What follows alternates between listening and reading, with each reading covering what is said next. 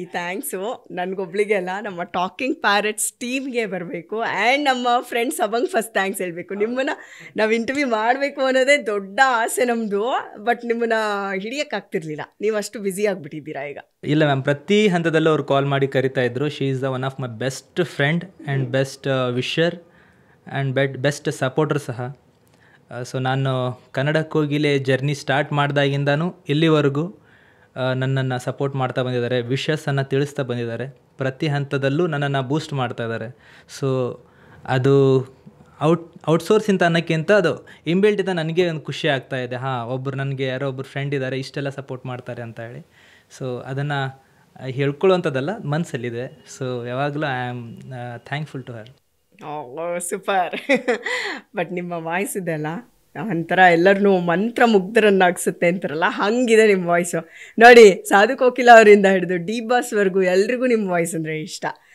ಅದು ಹೆಂಗೆ ನಿಮಗೆ ಈ ಒಂದು ಕಲೆ ಒಲಿತೋ ನಂಗೆ ಗೊತ್ತಿಲ್ಲ. ನಿಮಗೆ ಕಲಾ ಸರಸ್ವತಿ ಒಲಿದು ಬಿಟ್ಟಿದ್ದಾಳೆ. ಕಾಸಿಮ್, ನಮಗೆ ಇವತ್ತಿನ ಈ ಸ್ಥಿತಿಗಿಂತ ನಮಗೆ ನೀವು ನಡೆದು ಒಂದು ಹಾದಿ ಇದೆಯಲ್ಲ, ಅದು ಇನ್ನೊಬ್ಬರಿಗೆ ಇನ್ಸ್ಪೈರ್ ಆಗಬೇಕು. ಇನ್ನಷ್ಟು ಜನರಿಗೆ ಇದಷ್ಟೇ ಅಲ್ಲ, ಇನ್ನೇನೋ ಇದೆ ಅಂತ ಅನಿಸ್ಬೇಕು. ಸೊ ಆ ಎಲ್ಲ ಕ್ಷಣಗಳನ್ನ ಇವತ್ತು ನನ್ನ ಜೊತೆ ಹಂಚ್ಕೋಬೇಕು ನೀವು. ಎಸ್ ಮ್ಯಾಮ್, ಖಂಡಿತ. ಪ್ರತಿಯೊಬ್ಬರ ಲೈಫಲ್ಲೂ ಒಂದು ಟರ್ನಿಂಗ್ ಪಾಯಿಂಟ್ ಇರುತ್ತೆ. ಜೀವನದ ಒಂದು ಘಟ್ಟ ಏನಿರುತ್ತೆ, ಅದರಲ್ಲಿ ಒಂದು ಟರ್ನಿಂಗ್ ಪಾಯಿಂಟ್ ಇರುತ್ತೆ. ಯಾರ್ಯಾರಿಗೂ ಅದು ಬೇರೆ ಬೇರೆ ಒಂದು ಸನ್ನಿವೇಶದಲ್ಲಿ ಅದು ಎದುರಾಗಿರುತ್ತೆ. ಬಟ್ ಕೆಲವೊಬ್ಬರಿಗೆ ಅದು ಮೇಜರಾಗಿ ಕಂಡಿರುತ್ತೆ, ಇನ್ನು ಕೆಲವೊಬ್ಬರಿಗೆ ಅದು ಲೈಟಾಗಿ ಕಂಡಿರುತ್ತೆ. ಬಟ್ ಅದೇ ಟರ್ನಿಂಗ್ ಪಾಯಿಂಟೇ ಲೈಫನ್ನು ಚೇಂಜ್ ಮಾಡ್ತಾ ಇರುತ್ತೆ. ಆ ಟರ್ನಿಂಗ್ ಪಾಯಿಂಟನ್ನು ನಾವು ರೆಕಗ್ನೈಸ್ ಮಾಡಿ, ಅದಕ್ಕೆ ನಾವು ನಮ್ಮ ವಿಲ್ ಪವರ್ ಜೊತೆ ಸಪೋರ್ಟ್ ಮಾಡಿ ನಾವು ಅಚೀವ್ ಮಾಡಿದ್ರೆ ನಿಜವಾಗ್ಲೂ ಅಚೀವ್ ಮಾಡ್ತೀವಿ. ಆ ಒಂದು ಮೂಮೆಂಟಲ್ಲಿ ನಾವೇನಾದರೂ ಅದನ್ನು ಫೋಕಸ್ ಮಾಡದೆ, ಅದನ್ನು ನಾವು ಪರಿಗಣಿಸದೆ ಬಿಟ್ಬಿಟ್ರೆ ನಾವು ಫೇಲ್ಯೂರ್ ಆಗಿಬಿಡ್ತೀವಿ. ಸೊ ಅಂಥ ಒಂದು ಲೈಫ್ ಟರ್ನಿಂಗ್ ಪಾಯಿಂಟ್ ನನ್ನಲ್ಲಿ ಆದಾಗ ನನಗೆ ಅರ್ಥ ಆಗ್ತಾ ಇತ್ತು, ನನ್ನ ಲೈಫ್ ಇಲ್ಲಿಗೆ ಫುಲ್ ಸ್ಟಾಪ್ ಆಗಿದೆ, ಇಲ್ಲೇನಿಲ್ಲ ಅನ್ನೋದನ್ನು ನಾನು ಯೋಚನೆ ಮಾಡಲಿಲ್ಲ. ಬಟ್ ಇಲ್ಲಿ ಏನೋ ಒಂದು ಡ್ರಾಪ್ ಆಗಿದೆ ಅಂತಂದರೆ ಮುಂದೆ ನನಗೇನೋ ಒಂದು ಕಾಯ್ತಾ ಇದೆ, ದೊಡ್ಡ ವೇದಿಕೆ ಅಥವಾ ದೊಡ್ಡ ಒಂದು ಪೋಸ್ಟ್ ಕಾಯ್ತಾ ಇದೆ.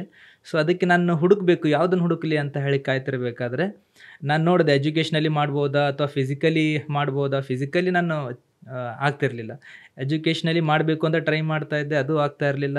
ಆ್ಯಂಡ್ ಯಾವುದಾದ್ರೂ ಸಿಟ್ಟಿಂಗ್ಸ್ ಇನ್ಸೈಡ್ ಗೇಮ್ಸಲ್ಲಿ ಏನಾದರೂ ಮಾಡಬೇಕು ಅಂತ ಹೇಳಿ ತುಂಬ ಟ್ರೈ ಮಾಡಿದೆ. ಆ್ಯಂಡ್ ಅದರಲ್ಲೂ ಸಹ ಜಾಸ್ತಿ ಫೋಕಸ್ ಮಾಡಿದೆ, ಲೈಕ್ ಕೇರಮ್, ಚೆಸ್ ಈ ಥರದ್ರೆಲ್ಲ ಜಾಸ್ತಿ ಫೋಕಸ್ ಮಾಡ್ತಾಯಿದ್ದೆ. ಸುಮಾರು ಕ್ಲಬ್ಸ್ಗಳಲ್ಲೆಲ್ಲ ಆಡ್ತಾಯಿದ್ದೆ. ಸೊ ನಾನು ಅವಾಗ ಕಂಡ್ಕೊಂಡಿರೋದು ಒಂದೇ ಒಂದು, ಇದು ಯಾವುದು ಅಲ್ಲಿ ನನಗೆ ರೀಚಿಂಗ್ ಪಾಯಿಂಟ್, ನನ್ನ ಏಮನ್ನು ರೀಚ್ ಮಾಡಲಿಕ್ಕೆ ಆಗ್ತಾ ಇರಲಿಲ್ಲ ಈ ಒಂದು ಸನ್ನಿವೇಶದಲ್ಲಿ. ಸೊ ಹಾಗಾಗಿ ನಾನು ಮತ್ತೆ ಸರ್ಚ್ ಮಾಡಿ, ಇದೆಲ್ಲ ನನ್ನ ದಾರಿ ಯಾವುದಾಗಿರ್ಬೇಕು, ನನ್ನ ಡೆಸ್ಟಿನಿ ಯಾವುದು ಅನ್ನೋ ನನ್ನ ಕನ್ಫ್ಯೂಷನಲ್ಲಿದ್ದೆ. ಸೊ ಅವಾಗ ನನಗೆ ಗೊತ್ತಾಗಿದ್ದು, ನಾನು ಒಂದು ಸಿಂಗಿಂಗನ್ನು ಮಾಡ್ಬೋದು. ಯಾಕಂದರೆ ಬೈ ಬರ್ತ್ ನಾನು ಸಿಂಗರ್ ಅಲ್ಲ, ಮನೇಲಿ ಹಾಬಿ ಇತ್ತು ಸಿಂಗಿಂಗ್. ಎಲ್ಲರೂ ಮಾಡ್ತಾಯಿದ್ರು, ಅಪ್ಪ, ಅಣ್ಣ, ತಮ್ಮ ಎಲ್ಲ ಸಿಂಗಿಂಗ್ ಮಾಡ್ತಾಯಿದ್ರು. ಸ್ಕೂಲ್ ಲೆವೆಲಲ್ಲೆಲ್ಲ ಕೆಲವೊಂದು ಲೈಟ್ ಮ್ಯೂಸಿಕ್ಕು, ಕೆಲವೊಂದು ಈ ಡಿವೋಷ್ನಲ್ ಸಾಂಗ್ಸು ಈ ಥರದನ್ನೆಲ್ಲ ಹಾಡ್ತಾಯಿದ್ವಿ. ಆ ಥರ ಹಾಡುವಂಥ ಸಿಚುವೇಷನಲ್ಲಿ ಕಂಪೇರ್ ಟು ಅದರ್ ಸ್ಟೂಡೆಂಟ್ಸ್ ನಾನು ಅವ್ರಿಗಿಂತ ಸ್ವಲ್ಪ ಚೆನ್ನಾಗಿ ಹಾಡ್ತಾಯಿದ್ದೆ, ಅಷ್ಟೇ ನನಗೆ ಗೊತ್ತಿತ್ತು. ಬಟ್ ಅದಾದಮೇಲೆ ಸಿಂಗಿಂಗಲ್ಲೇ ಏನಾದರೂ ಮಾಡಬೇಕು ಅಂತ ಹೇಳಿ ನಾನು ಡಿಸೈಡ್ ಮಾಡಿದೆ. ಸೊ ಫೋಕಸ್ ಮಾಡಿದೆ. ಅದಕ್ಕೆ ನೀಡ್ ಏನಿದೆ, ಬೇಸಿಕ್ ನಾಲೆಜ್. ನಾನು ಈಗ ಆಫ್ಟರ್ 17 years ನಾನು ಕೂತು ಪ್ರಾಕ್ಟೀಸ್ ಮಾಡಬೇಕು ಅಂತಂದರೆ it will take more time. ಅಂದರೆ ಒಂದು 4 to 5 ವರ್ಷ ಬೇಕೇ ಬೇಕು ಒಬ್ಬ ಪ್ರೊಫೆಷ್ನಲ್ ಆಗಿ ಪರ್ಫೆಕ್ಟಾಗಿ ಸಿಂಗರ್ ಆಗಬೇಕು ಅಂತಂದರೆ. ಸೊ ನಾನು ಡಿಸೈಡ್ ಮಾಡಿದೆ, ಏನು ಮಾಡಬೇಕು, ಹಾಗಿದ್ರೆ ಅಟ್ಲೀಸ್ಟ್ ಬೇಸಿಕ್ ನಾಲೆಜ್ ತೊಗೊಳ್ಳೋಣ, ಅದರಲ್ಲಿ ಏನಿದೆ ಏನಿಲ್ಲ ಅಂತ ತಿಳ್ಕೊಳ್ಳೋಣ. ಸೊ ಅಲ್ಲಿವರೆಗೂ ಆಲ್ಮೋಸ್ಟ್ ಎಲ್ಲ ಸಾಂಗ್ಸನ್ನು ನಾನು ಹಾಡ್ತಾ ಇದ್ದೆ, ಕನ್ನಡ ಚಿತ್ರರಂಗದ ಎಲ್ಲ ಸಾಂಗ್ಸು, ಹಿಂದಿ ಸಾಂಗ್ಸು, ಈ ತೆಲುಗು ಸಾಂಗ್ಸ್ ಕೆಲವೊಂದನ್ನು ಕೇಳ್ತಾ ಇದ್ದೆ, ಇಂಟ್ರೆಸ್ಟ್ ಇರ್ತಿತ್ತು. ಸೊ ನಾನು ಕ್ಲಾಸಿಕಲ್ ಜಾಯ್ನ್ ಆದೆ. ನಮ್ಮ ಗುರುಗಳು ಕುಮಾರ್ ಸರ್ ಅಂತ ಹೇಳಿ ನನ್ನ ಕ್ಲಾಸಿಕಲಿ ವೋಕಲಿ ಟ್ರೈನ್ ಮಾಡಿದ್ರು. And they are actually very primary school teacher. ನನ್ನ ಅಂದರೆ ಅವರು ಬ್ರಾಹ್ಮಿನ್ಸ್, ಒಬ್ಬ ಮುಸ್ಲಿಂ ಹುಡುಗನನ್ನು ಹೆಂಗೆ ಟ್ರೈನ್ ಮಾಡಬೇಕು ಅನ್ನೋದು ಅವ್ರ ಮನಸ್ಸಲ್ಲಿ ಇತ್ತು. ಬಟ್ ಆದರೆ ನನ್ನ ವೋಕಲ್ ನಾನು ಟ್ರಯಲ್ಗೆ ಅಂತ ಹೇಳಿ ನೀವೊಂದು ಹಾಡಪ್ಪ ಅಂತ ಹೇಳಿ ಕೀಬೋರ್ಡ್ ಕೀಸ್ ಹಿಡಿದಾಗ ನಾನೊಂದು ಸಾಂಗ್ ಹಾಡಿದೆ. ಅದಿನ್ನೂ ನೆನಪಿದೆ ನನಗೆ. ಹಾಡ್ಬೋದಾ ಆ ಸಾಂಗನ್ನು? ಖಂಡಿತ ಹಾಡಿ. ತಾಯಿ ತಂದೆಯ ಬಿಟ್ಟು ತಪವ ಮಾಡಲು ಬಹುದು, ತಾಯಿ ತಂದೆಯ ಬಿಟ್ಟು ತಪವ ಮಾಡಲು ಬಹುದು, ದಾಯಾದಿ ಬಂಧುಗಳ ಬಿಡಲು ಬಹುದು, ದಾಯಾದಿ ಬಂಧುಗಳ ಬಿಡಲು ಬಹುದು. ರಾಯತ ಮುನಿದರೆ ರಾಜವನೇ ಬಿಡಬಹುದು, ರಾಯತ ಮುನಿದರೆ ರಾಜವನೇ ಬಿಡಬಹುದು. ಕಾಯಜಾಪಿತ ನಿನ್ನ ಅಡಿಯ ಬಿಡಲಾರೆನು,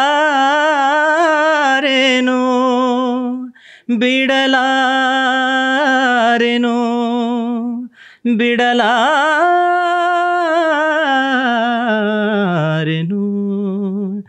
ತೊರೆದು ಜೀವಿಸಬಹುದೇ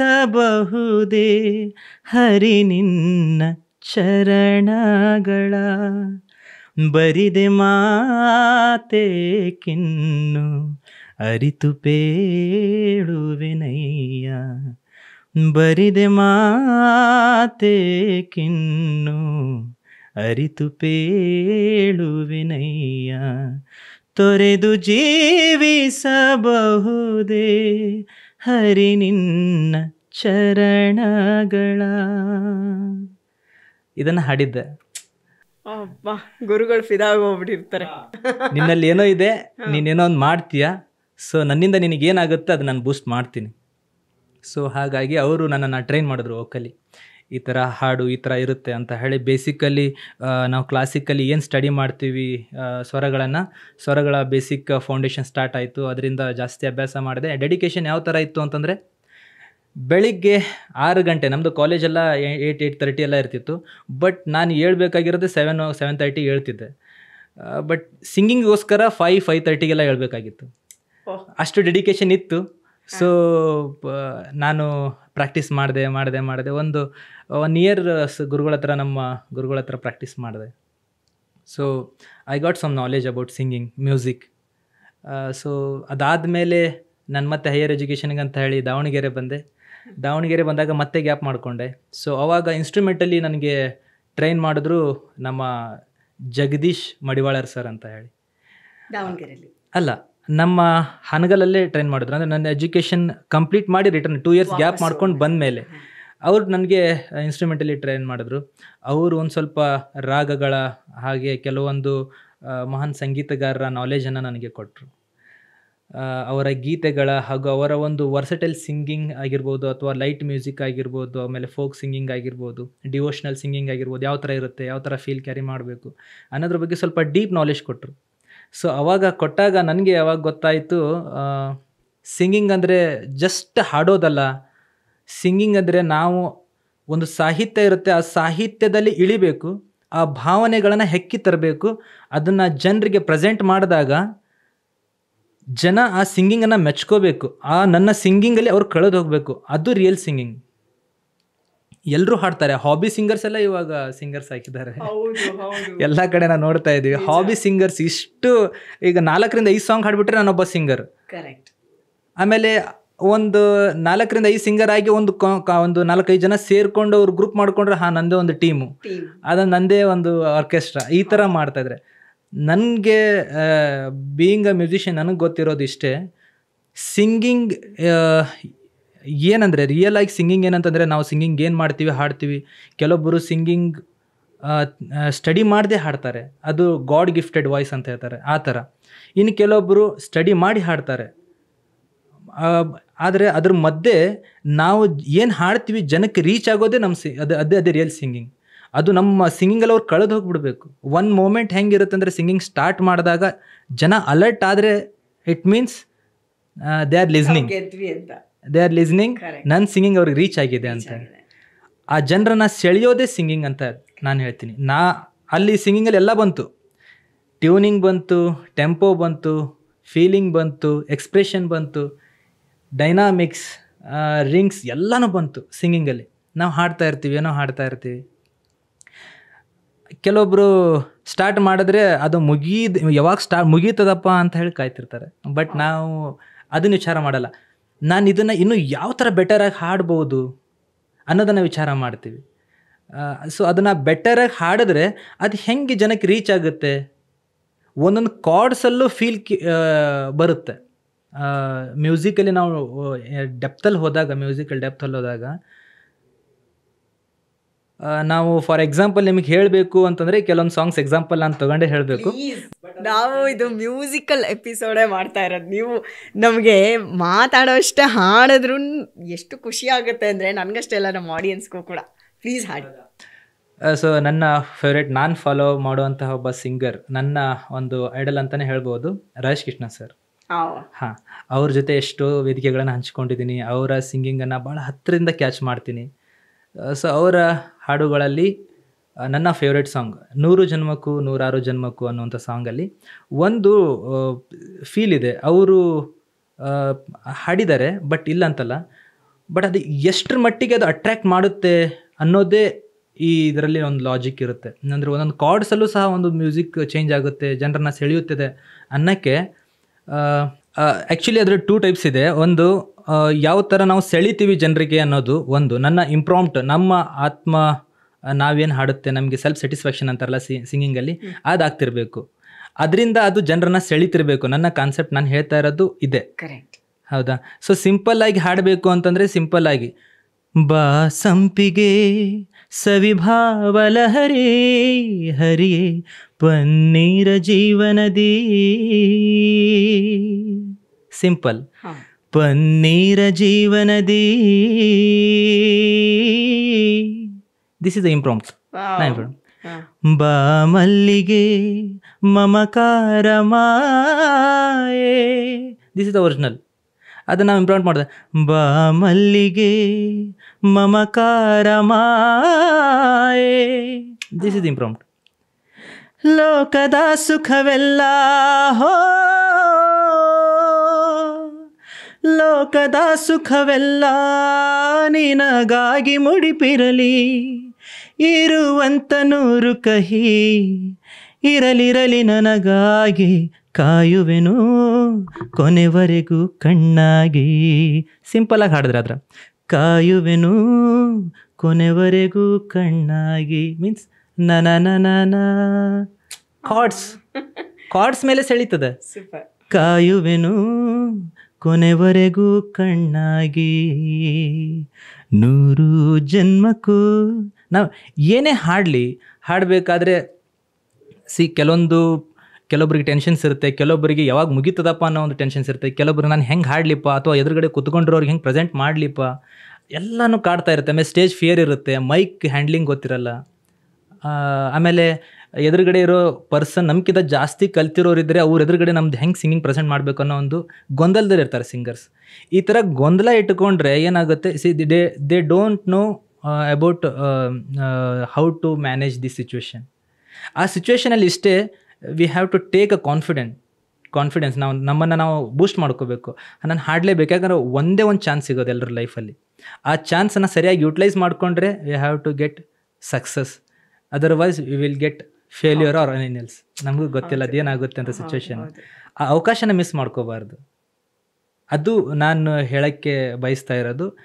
ಈಗ ನಿಮ್ಗೆ ಗೊತ್ತಿದೆ, ಹಾಬಿ ಸಿಂಗರ್ಸ್ ಎಲ್ಲ ಸಿಂಗರ್ಸ್ ಆಗಿಬಿಟ್ಟಿದ್ದಾರೆ. ಹಾಗಾಗಿ ರಿಯಲ್ ಮ್ಯೂಸಿಕ್ಕಿಗೆ ಜಾಸ್ತಿ ಈಗ ಬೆಲೆ ಇಲ್ಲ ಅನ್ನೋ ಒಂದು ಫೀಲ್ ಬರ್ತಾ ಇದೆ. 100% ನಿಜ. ಒಂದೇನು ಗೊತ್ತಾ, ಈಗ ಮೊಬೈಲ್ ಇರೋರೆಲ್ಲರೂ ಏನು ಯೂಟ್ಯೂಬ್ ಆ್ಯಪ್ ಇರುತ್ತೆ. ಸೊ ಯೂಟ್ಯೂಬ್ ಯಾರ ಹತ್ರ ಇದೆ ಅವರೆಲ್ಲರೂ ಆ್ಯಂಕರ್ಸು, ಎಲ್ಲರೂ ಸಿಂಗರ್ಸು, ಎಲ್ಲರೂ ಕಲಾವಿದರು, ಎಲ್ಲರೂ. ಈಗ ಅದಕ್ಕೆ ನಂಗೆ ಪದೇ ಜಗ್ಗೇಶ್ ಸರ್ ನೆನಪಾಗ್ತಾರೆ. ಅವ್ರು ಯಾವಾಗಲೂ ಹೇಳ್ತಾರೆ, ನಾವು ಒಂದು ಸಣ್ಣ ನೇಮು ಫೇಮು ಕಾಣೋಕ್ಕೆ ಎಷ್ಟೆಲ್ಲ ಕಷ್ಟಪಟ್ಟಿದ್ದೀವಿ, ಈಗ ಹಾಯ್ ಫ್ರೆಂಡ್ಸ್ ಅಂದುಬಿಟ್ರೆ ಎಲ್ಲ ಲೈಕ್ಸು ಬಂದೋಗ್ಬಿಡುತ್ತೆ. ಸೊ ಇದು ನೀವು ಹೇಳ್ತಿರೋದು ಕೂಡ ಅದೇ ಥರನೇ. 100% ನಾನು ಒಪ್ಕೋತೀನಿ ನೀವು ಹೇಳೋದನ್ನು. ಯಾಕಂದರೆ ನನ್ನ ಸಿಚುವೇಶನ್ ಬೇರೆ ಇತ್ತು. ಅಂದರೆ ನನ್ನ ಲೈಫಲ್ಲಿ ನನಗೆ ಜೀವನ ನನ್ನನ್ನು ಡ್ರಾಪ್ ಮಾಡಿದಾಗ ಆ ಡ್ರಾಪಿಂದ ಎದ್ದು ಬರಲಿಕ್ಕೆ ಅಂತ ಹೇಳಿ ನನ್ನನ್ನು ನಾನು ಬೂಸ್ಟ್ ಮಾಡಿಕೊಂಡು ವಿಲ್ ಪವರನ್ನು ಗಟ್ಟಿ ಮಾಡಿಕೊಂಡು ನನ್ನನ್ನು ನಾನು ಹುಡ್ಕೊಂಡೆ. ಎಲ್ಲಿ ಕಳೆದೋಗಿದ್ದೀನಿ ನಾನು, ಅಥವಾ ನನ್ನಲ್ಲಿ ಏನು ಕಳೆದೋಗಿದೆ ಅದನ್ನು ಹುಡುಕಿ ಅಲ್ಲಿ ಅಚೀವ್ ಮಾಡೋಣ. ಈಗ ಆಗಿರೋ ಸಿಚುವೇಶನಲ್ಲೇ ಕೂತ್ಕೊಂಡ್ಬಿಟ್ರೆ ನಾನು ಫೇಲ್ಯೂರ್ ಆಗಿಬಿಡ್ತೀನಿ. This is a real failure. ಹಾಗಾಗಿ ನಾನು ಡಿಸೈಡ್ ಮಾಡಿದೆ, ಮ್ಯೂಸಿಕನ್ನು ಚೂಸೇ ಮಾಡಬೇಕು, ಅದನ್ನು ಕಾನ್ಸಂಟ್ರೇಟ್ ಮಾಡಿ ನಾನಲ್ಲಿ ಫೋಕಸ್ ಮಾಡಿ ನಾನು ಅಚೀವ್ ಮಾಡಲೇಬೇಕು ಅನ್ನೋದನ್ನು ತಲೆಗೆ ತಗೊಂಡಾಗ ಪ್ರತಿಯೊಂದನ್ನು ಅಬ್ಸರ್ವ್ ಮಾಡ್ತಾ ಹೋದೆ. ಸಿಂಗಿಂಗ್ ಏನು, ಯಾಕಂದರೆ ರಿಯಾಲಿಟಿ ಶೋಸ್ ಅವಾಗೂ ನಡೀತಾ ಇತ್ತು. ಸೊ ಆ ರಿಯಾಲಿಟಿ ಶೋಸಲ್ಲಿ ನಾವು ಇನ್ಸ್ಪೈರ್ ಆಗ್ತೀವಿ, ಬೇರೆ ಬೇರೆ ರಿಯಾಲಿಟಿ ಶೋಯಿಂದ ಏನೇನು ನಡೀತಾ ಇದೆ ಏನೇನಿಲ್ಲ ಅಂತೇಳಿ. ಈಗ ಫಾರ್ ಎಕ್ಸಾಂಪಲ್ ಹೆಚ್ಚಿಗೆ ಬಾಲಿವುಡ್ ಸಿಂಗಿಂಗಲ್ಲಿ ಇಂಪ್ರಾಂಪ್ಟ್ ಕಾಣ್ತೀವಿ ನಾವು ಆನ್ ಸ್ಟೇಜ್ ಕಂಟೆಸ್ಟೆಂಟಲ್ಲಿ. ಏನಕ್ಕಂತಂದರೆ ಅವರಿಗೆ ಕಲ್ತಿದ್ದೀನಿ ಅನ್ನೋ ಕಾನ್ಫಿಡೆಂಟ್ ಇರುತ್ತೆ, ನಿಜ. ಆ್ಯಂಡ್ ನಾನು ಎಲ್ಲೂ ಮಿಸ್ಟೇಕನ್ನು ಮಾಡಲ್ಲ ಅನ್ನೋ ಒಂದು ಭರವಸೆ ಇರುತ್ತೆ. ಅಥವಾ ಇನ್ನೊಂದು ಏನಿರುತ್ತೆ ಅಂತಂದರೆ ಅವ್ರಿಗೆ ಓವರ್ ಕಾನ್ಫಿಡೆಂಟ್ ಏನಿರುತ್ತೆ ಅಂತಂದರೆ ಅವರು ಎಷ್ಟು ಸಾಧ್ಯ ಆಗುತ್ತೋ ಅದನ್ನು ಆ್ಯಸ್ ಇಟ್ ಈಸ್ ಹಾಡ್ಲಿಕ್ಕೆ ಇಷ್ಟಪಡಲ್ಲ, ಅದನ್ನು ಇಂಪ್ರಾಂಪ್ಟ್ ಮಾಡಿ ಹಾಡ್ತಾರೆ. ಹೌದು ಹೌದು. ಸೊ ಅವಾಗೇನಾಗುತ್ತೆ, ಅಲ್ಲಿ ಒಬ್ಬ ಹೊಸ ಸಿಂಗರನ್ನು ಕಾಣಲಿಕ್ಕೆ ಸಾಧ್ಯ ಇಲ್ಲ. ಅಂತಂದರೆ ಆ್ಯಸ್ ಇಟ್ ಈಸ್ ನಾವು ಅವ್ರ ಥರನೇ ಹಾಡಿಬಿಟ್ರೆ ಅದು ಕಾಪಿ. ಆಲ್ರೆಡಿ ಅವ್ರು ಇದಾರಲ್ಲ, ಈಗ ಇನ್ನೊಂದು ಕಾಪಿ ತೊಗೊಂಡೇನು ಮಾಡೋಣ. ಈಗ ಡುಪ್ಲಿಕೇಟಿಗೆ ಏನು ವ್ಯಾಲ್ಯೂ ಇದೆ ಮಾರ್ಕೆಟಲ್ಲಿ? ಇಲ್ಲ. ಒರಿಜಿನಲ್ಗೆ ಏನು ವ್ಯಾಲ್ಯೂ ಇದೆ? ಕರೆಕ್ಟ್.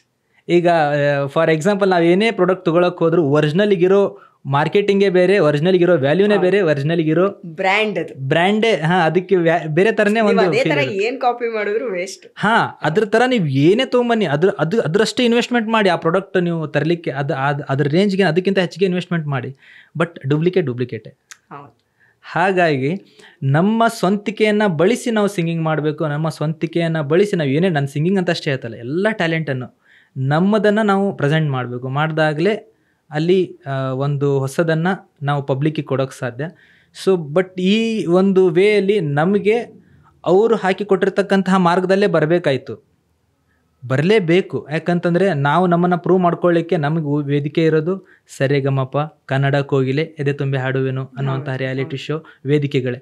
ಅಲ್ಲಿ ನಮ್ಮನ್ನು ನಾವು ಪ್ರೂವ್ ಮಾಡ್ಕೊಳ್ಳೇಬೇಕು. ನಾವು ಅಲ್ಲಿ ಫಿಲ್ಟರ್ ಆಗಲೇಬೇಕು.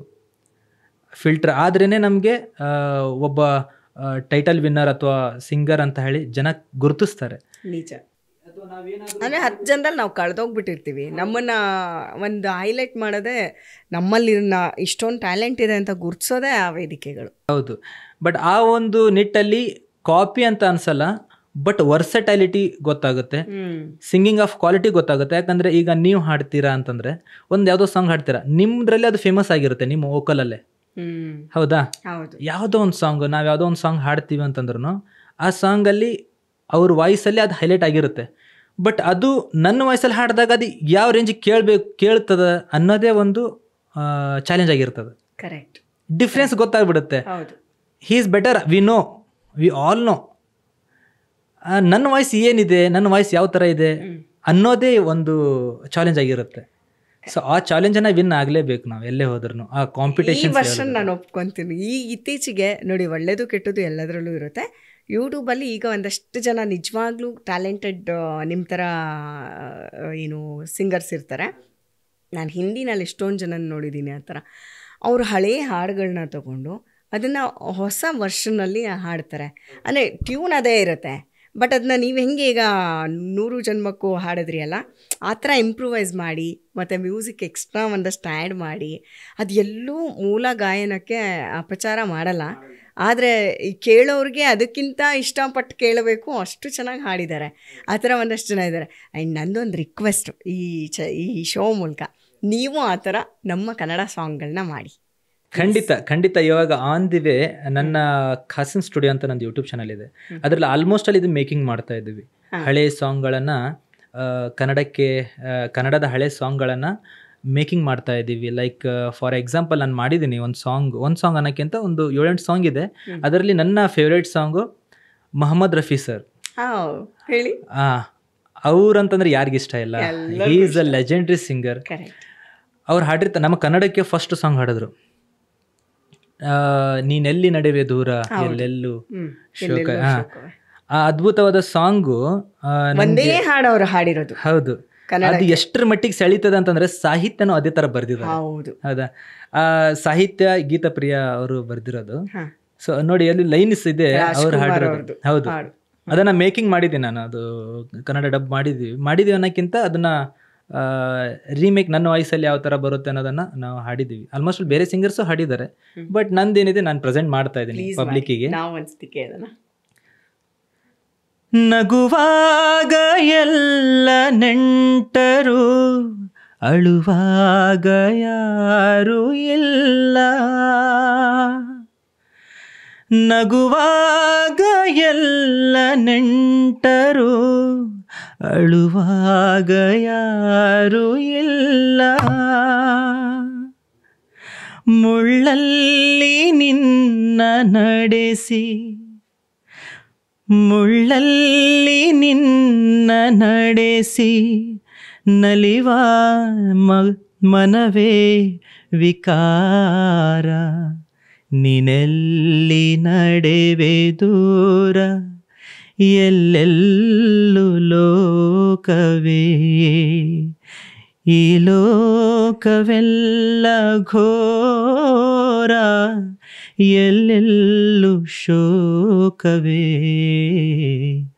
ನೀನೆಲ್ಲಿ ನಡೆವೆ ದೂರ, ಎಲ್ಲೆಲ್ಲೂ ಲೋಕವೇ. ಹೌದಾ? ಎಂತ ಅಂದರೆ ಅದು ಎಲ್ಲರನ್ನೂ ಸೆಳೀತದ, ಏನು ಮಾಡೋಕ್ಕಾಗಲ್ಲ. ಆ ಥರದ್ದೊಂದು ರಾಗಗಳನ್ನು ತಗೊಂಡು ಸಾಹಿತ್ಯನ, ಆ ಥರದ ಸಾಹಿತ್ಯವನ್ನು ಕೊಟ್ಟು ಕಂಪೋಸ್ ಮಾಡಿದಾಗ ಎಷ್ಟು ಖುಷಿ ಆಗುತ್ತೆ ಕೇಳಿದಾಗ. ಸೊ ಈ ಥರದ ಗೀತೆಗಳನ್ನ ಹಾಡಬೇಕು ಅಂತಂದಾಗ ನಮಗೂ ಖುಷಿ, ಆ್ಯಸ್ ಅ ಸಿಂಗರ್ ನಮ್ಗೆ ಖುಷಿ ಆಗುತ್ತೆ. ಸೊ ಅದನ್ನು ನಾವು ಜನಕ್ಕೆ ಕೇಳಿಸಿದಾಗ ಇನ್ನೂ ಖುಷಿ ಆಗುತ್ತೆ ಅವ್ರುಗಳಿಗೆ. ಸೊ ಆ ಒಂದು ನಿಟ್ಟಲ್ಲೇ ಎಲ್ಲ ಮೇಕಿಂಗ್ ಮಾಡ್ತಾ ಇರ್ತೀವಿ. ಸೊ ಆ ಥರದ ಗೀತೆಗಳನ್ನು ನಮ್ಮ ಉತ್ತರ ಕರ್ನಾಟಕದಲ್ಲಿ ಆಗಿರ್ಬೋದು, ನಮ್ಮ ಕನ್ನಡದ ಜನತೆಗೆ ನಾವು ಕೊಡ್ತಾ ಇದ್ದೀವಿ. ಕಾಸಿಮ್, ಇವಾಗ ನೀವು ಇವತ್ತು ಸಿಂಗರಾಗಿ ಗುರ್ತಿಸ್ಕೊಂಡಿದ್ದೀರಾ, ಒಂದು ದೊಡ್ಡ ವೇದಿಕೆ ಸಿಕ್ತು, ನಿಮ್ಮನ್ನು ನೀವು ಪ್ರೂವ್ ಮಾಡ್ಕೊಂಡ್ರಿ. ಆದರೆ ಅದ್ರದ್ದು ಒಂದು ಏನು ವೇ ಇದೆ, ಅದಕ್ಕೊಂದು ರೋಡ್ ಏನಿದೆ, ಅದು ಯಾವತ್ತೂ ರೆಡ್ ಕಾರ್ಪೆಟ್ ಅಲ್ಲ ಅಥವಾ ಹೂವಿನ ಹಾಸಿಗೆ ಆಗಿರಲಿಲ್ಲ. ಅದು ತುಂಬ ಕಷ್ಟದ ಹಾದಿ ಇತ್ತು. ಅದನ್ನು ಒಂದಷ್ಟು ನಾವು ನೆನಪಿಸ್ಕೊಬೋದಾ? ವೆರಿ ಬಿಗಿನಿಂಗ್ ನೀವು ಆ್ಯಕ್ಚುಲಿ ಆರಾಮಾಗಿ ಓದ್ಕೊಂಡು ಆಟಾಡ್ಕೊಂಡಿದ್ದವರು ಸಡನ್ನಾಗಿ ಬ್ರೇಕ್ ಡೌನ್ಗಳಿಗೆ ಅದು ಹೆಂಗಾಯಿತು, ಏನಾಯಿತು, ಅದನ್ನು ಒಂದಷ್ಟು ನಮಗೋಸ್ಕರ ನೆನಪಿಸ್ಕೋಬೋದಾ? Yes ma'am. ಅಂದರೆ ಈಗಿರೋ ಸಿಚುವೇಷನಲ್ಲಿ ಆ ಒಂದು ಘಳಿಗೆಯನ್ನು ನಾನು ನೆನೆಸ್ಕೊಂಡಿಲ್ಲ, ಬಟ್ ಇವತ್ತು ನೆನೆಸ್ಕೋತಾ ಇದ್ದೀನಿ ಅಂತಂದರೆ ಅದು ನೀವು ಕೇಳ್ತಾ ಇದ್ದೀರ ಅಂತ ಹೇಳಿ ಆ ಒಂದು ಘಟ್ಟಕ್ಕೆ ನಾನು ಹೋಗ್ತಾ ಇದ್ದೀನಿ. ಮೀನ್ಸ್ ನಾನು ಹೈಯರ್ ಎಜುಕೇಷನ್ಗೆ ಅಂತ ಹೇಳಿ ಆಫ್ಟರ್ 10th ನಾನು ಹೈಯರ್ ಎಜುಕೇಷನ್ಗೆ ಅಂತ ಹೇಳಿ ಧಾರವಾಡ ಹೋಗಿದ್ದೆ ಕಲೀಲಿಕ್ಕೆ ಅಂತೇಳಿ. ನಮ್ಮದು ಸೆಂಟ್ ಜೋಸೆಫ್ ಕಾಲೇಜಲ್ಲಿ ನಾನು ಕಲಿತಾ ಇರಬೇಕಾದ್ರೆ ನಾನು KCD ಕಾಲೇಜಲ್ಲಿ ಫುಟ್ಬಾಲ್ ಆಡ್ಲಿಕ್ಕೆ ಅಂತ ಹೇಳಿ ಎಲ್ಲ ಸ್ಪೋರ್ಟ್ಸ್ ಇಷ್ಟ. ಹೌದು, state level kho kho player. So ಆ ಥರ ಇರಬೇಕಾದ್ರೆ ಎಲ್ಲ ಆಡ್ತಾ ಇದ್ವಿ, ಸ್ಟೇಟ್ ಡಿಸ್ಟಿಕ್ ಲೆವೆಲ್ ಎಲ್ಲ ಆಡ್ತಾ ಇದ್ವಿ. ಅಂದರೆ ಖೋಖೋ, ಕಬಡ್ಡಿ, ವಾಲಿಬಾಲ್, ಆಮೇಲೆ ರಿಲೇ, ಆಮೇಲೆ ಶಾರ್ಟ್ ರನ್ನರ್ ಇದ್ದೆ, ಅಂದರೆ 100 ಮೀಟರ್ 200 ಮೀಟರ್ ಶಾರ್ಟ್ ರನ್ನರ್ ಇದ್ದೆ. ಸೊ ಈ ಥರ ಎಲ್ಲ ಫಾಸ್ಟ್ ಅಂದರೆ ಕ್ವಿಕ್ ಇದ್ದೆ ಆ ಒಂದು ಇದರಲ್ಲಿ. ಸೊ ನನ್ನ ಒಂದು ಲೈಫ್ ಏಮ್ ಏನಿತ್ತು ಅಂತಂದರೆ I want to become a police officer. ಇದು ನನ್ನ ಜೀವನದ ಒಂದು ಆಸೆ, ಆ್ಯಂಡ್ ಅದು ಯಾವಾಗಲೂ ನಾನು ಇಷ್ಟಪಡುವಂತಹ ಹುದ್ದೆ. ಹಾಗಾಗಿ ಇವತ್ತಿಗೂ ನಾನು ಏನು ಕಾರ್ಯಕ್ರಮಗಳನ್ನು ಮಾಡ್ತಾ ಇದ್ದೀನಿ, ಪೊಲೀಸ್ ಡಿಪಾರ್ಟ್ಮೆಂಟಿಂದ ಯಾವುದೇ ಕಾರ್ಯಕ್ರಮಗಳು ಬರಲಿ, ಯಾವುದೇ ಕಾಸ್ಟ್ ಇಲ್ಲ, ಯಾವುದೇ ಬಜೆಟ್ ಇಲ್ಲ, ಯಾವುದು ನಾನು ಡಿಮ್ಯಾಂಡ್ ಮಾಡಲ್ಲ. ಸರ್ ಓಕೆ ಸರ್ ಬರ್ತೀನಿ ಸರ್. ಹಾಗಾಗಿ ಎಷ್ಟೋ ಒಂದು 30-40 ಕಾರ್ಯಕ್ರಮ ನನ್ನ ಡಿಪಾರ್ಟ್ಮೆಂಟ್ದೇ ಮಾಡಿದ್ದೀನಿ. ಯಾಕೆ ನಿಮ್ಗೆ ಅಷ್ಟಿಷ್ಟ ಪೊಲೀಸ್ ಆಗಬೇಕು ಅಂತ? ಗೊತ್ತಿಲ್ಲ, ನಮ್ಮ ಫ್ಯಾಮಿಲಿಲಿ ಏನಂತಂದರೆ ನನಗೆ ತುಂಬ ಇಷ್ಟಪಡ್ತಾರೆ ಯೂಶ್ವಲಿ. ಹಾಗೆ ನನಗೆ ಅದೊಂದು ಎಲ್ಲರೂ ಇಷ್ಟಪಟ್ಟು ನನ್ನನ್ನು ಒಂದು ಲೆವೆಲಲ್ಲಿ ಕಾಣ್ತಿರ್ಬೇಕಾದ್ರೆ ನಮ್ಮ ಸ್ಕೂಲಲ್ಲೂ ಸಹ ಒಂದು ಕ್ಯಾಪ್ಟನ್ಸಿಯಲ್ಲಿ, ಲೀಡರ್ಶಿಪ್ಪಲ್ಲಿ ಈ ಥರದ್ರಲ್ಲೇ ನಾನು ಬಂದೆ. ಅಂದರೆ ಸ್ಕೂಲಲ್ಲೂ ಓದೋದ್ರಲ್ಲಿ, ಆಮೇಲೆ ಸ್ಪೋರ್ಟ್ಸಲ್ಲಿ ಆಗಿರಲಿ ಅಥವಾ ಯಾವುದೇ ಕಲ್ಚರಲ್ ಆ್ಯಕ್ಟಿವಿಟೀಸ್ ಆಗಿರಲಿ, ಸ್ಟಡೀಸಲ್ಲಿ ಆಗಿರಲಿ, ಸ್ವಲ್ಪ ಒಂದು ಲೆವೆಲ್ ಸ್ವಲ್ಪ ಮುಂದೆ ಇರ್ತಿದ್ದೆ. ಅಂದರೆ ಕ್ಲಾಸ್ ಲೀಡರ್ ಆಗೋದು, ಸ್ಕೂಲಿಗೆ ಎಲ್ಲರ ಟೀಚರಲ್ಲೂ ಅದರ ಫೇವ್ರೇಟ್ ಅನ್ಸ್ಕೊಳ್ಳೋ ಆ ಥರ ಇದ್ದೆ. ಸೊ ಈ ಥರ ಇರಬೇಕಾದ್ರೆ ನನಗೆ ಅನಿಸ್ತಾ ಇತ್ತು, ಈ ಥರದ್ದು ಪೋಸ್ಟಲ್ಲೇ ನಾನು ಹೋಗ್ಬೇಕಲ್ಲ ಇನ್ ಫ್ಯೂಚರು. ಈ ಥರದ್ದು ಅದು ಬರುತ್ತೆ ಕಾಮನ್ ಆಗಿ, ಆ ಥರ ನಾವು ಫೀಲ್ ಮಾಡಿದಾಗ ನಾ ಈ ಥರದ್ರಲ್ಲೇ ಹೋಗ್ಬೇಕು ನೆಕ್ಸ್ಟ್ ಈ ಥರನೇ ಹೋಗ್ಬೇಕು, ಅದಕ್ಕೆ ಯಾವುದನ್ನು ಚೂಸ್ ಮಾಡಬೇಕು. ಡಾಕ್ಟರ್ ಆದರೆ ಅದನ್ನು ಜಾಸ್ತಿ ರಿಕಗ್ನೈಸ್ ಆಗಲ್ಲ, ಪೇಷಂಟ್ಗಳೇ ನೋಡ್ತಾನೆ ಇರಬೇಕು. ಇಂಜಿನಿಯರ್ ಆದರೆ ಎಲ್ಲೋ ಒಂದು ಬಿಲ್ಡಿಂಗ್ ಕಟ್ತಾ ಇರಬೇಕು. ಹೌದು. ಆಮೇಲೆ ಪೊಲಿಟಿಷಿಯನ್ ಅಂತೂ ನಾನು ಇಷ್ಟನೇ ಪಡಲ್ಲ. ಪೊಲಿಟಿಕ್ಸ್ ಫೀಲ್ಡ್ ನನ್ಗೆ ಅದು ಆಗಿಯೂ ಬರಲ್ಲ. ಸೊ ಬೇರೆ ಯಾವ ಫೀಲ್ಡ್ ಅಂತ ಬೇರೆ ಯಾವ ಫೀಲ್ಡ್ ತೊಗೊಂಡ್ರು ಇವನ್ನೆಲ್ಲ ಕೆಳಗಡೆನೆ.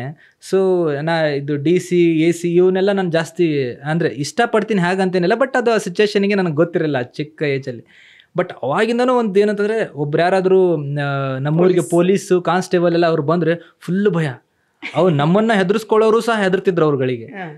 ಸೊ ಆ ಒಂದು ಸಿಚುವೇಶನಲ್ಲಿ ಪೊಲೀಸ್ ಆದರೂ ಇಷ್ಟೆಲ್ಲ ಹೆದರ್ತಾರಲ್ಲ, ಎಂಥವ್ರು ಅವ್ರಿಗೆ ಭಯ ಪಡ್ತಾರಲ್ಲ, ಸೊ ಹಂಗಾರೆ ನಾ ಇದನ್ನೇ ಆಗಬೇಕು, ಅವಾಗಿಂದನೂ ಮನಸ್ಸಲ್ಲಿ ಪೊಲೀಸ್ ಆಗಬೇಕು ಅದೇ ಥರ ರೆಡಿ ಆಗಿದ್ದೆ ನಾನು. ಸೊ ಈ ಥರ ಒಂದು ಸಿಚುವೇಶನ್ ಆದಾಗ ಅದೆಲ್ಲ ಮರ್ಜ್ ಆಯಿತು. ಸೊ ಏನು ಬೇಜಾರಿಲ್ಲ, ಯಾಕಂತಂದ್ರೆ ಈಗ ನೀವು ಅಲ್ಲಿ ಫೀಲ್ಡ್ಗೇನೋ ಆಟ ಆಡಕ್ಕೆ ಹೋಗಿದ್ದು ಎಲ್ಲರೂ ಪ್ರಾಕ್ಟೀಸಿಗೆ? ಹೌದು, ಫುಟ್ಬಾಲ್ ಕ್ರಿಕೆಟ್ ಎಲ್ಲ ಆಡ್ತಾ ಇದ್ವಿ, ಬಟ್ ಅವತ್ತು ಫುಟ್ಬಾಲ್ ಆಡ್ತಾ ಇದ್ವಿ. ಫುಟ್ಬಾಲ್ ಆಡ್ತಿರ್ಬೇಕಾದ್ರೆ ಅದು ಗ್ರೌಂಡಲ್ಲಿ ನಾನೇನು ಮಾಡಿದೆ, ಸುಸ್ತಾಯಿತು, ಎಲ್ಲ ಓಡಿ ಎಲ್ಲ ಸುಸ್ತಾಗುತ್ತಲ್ಲ.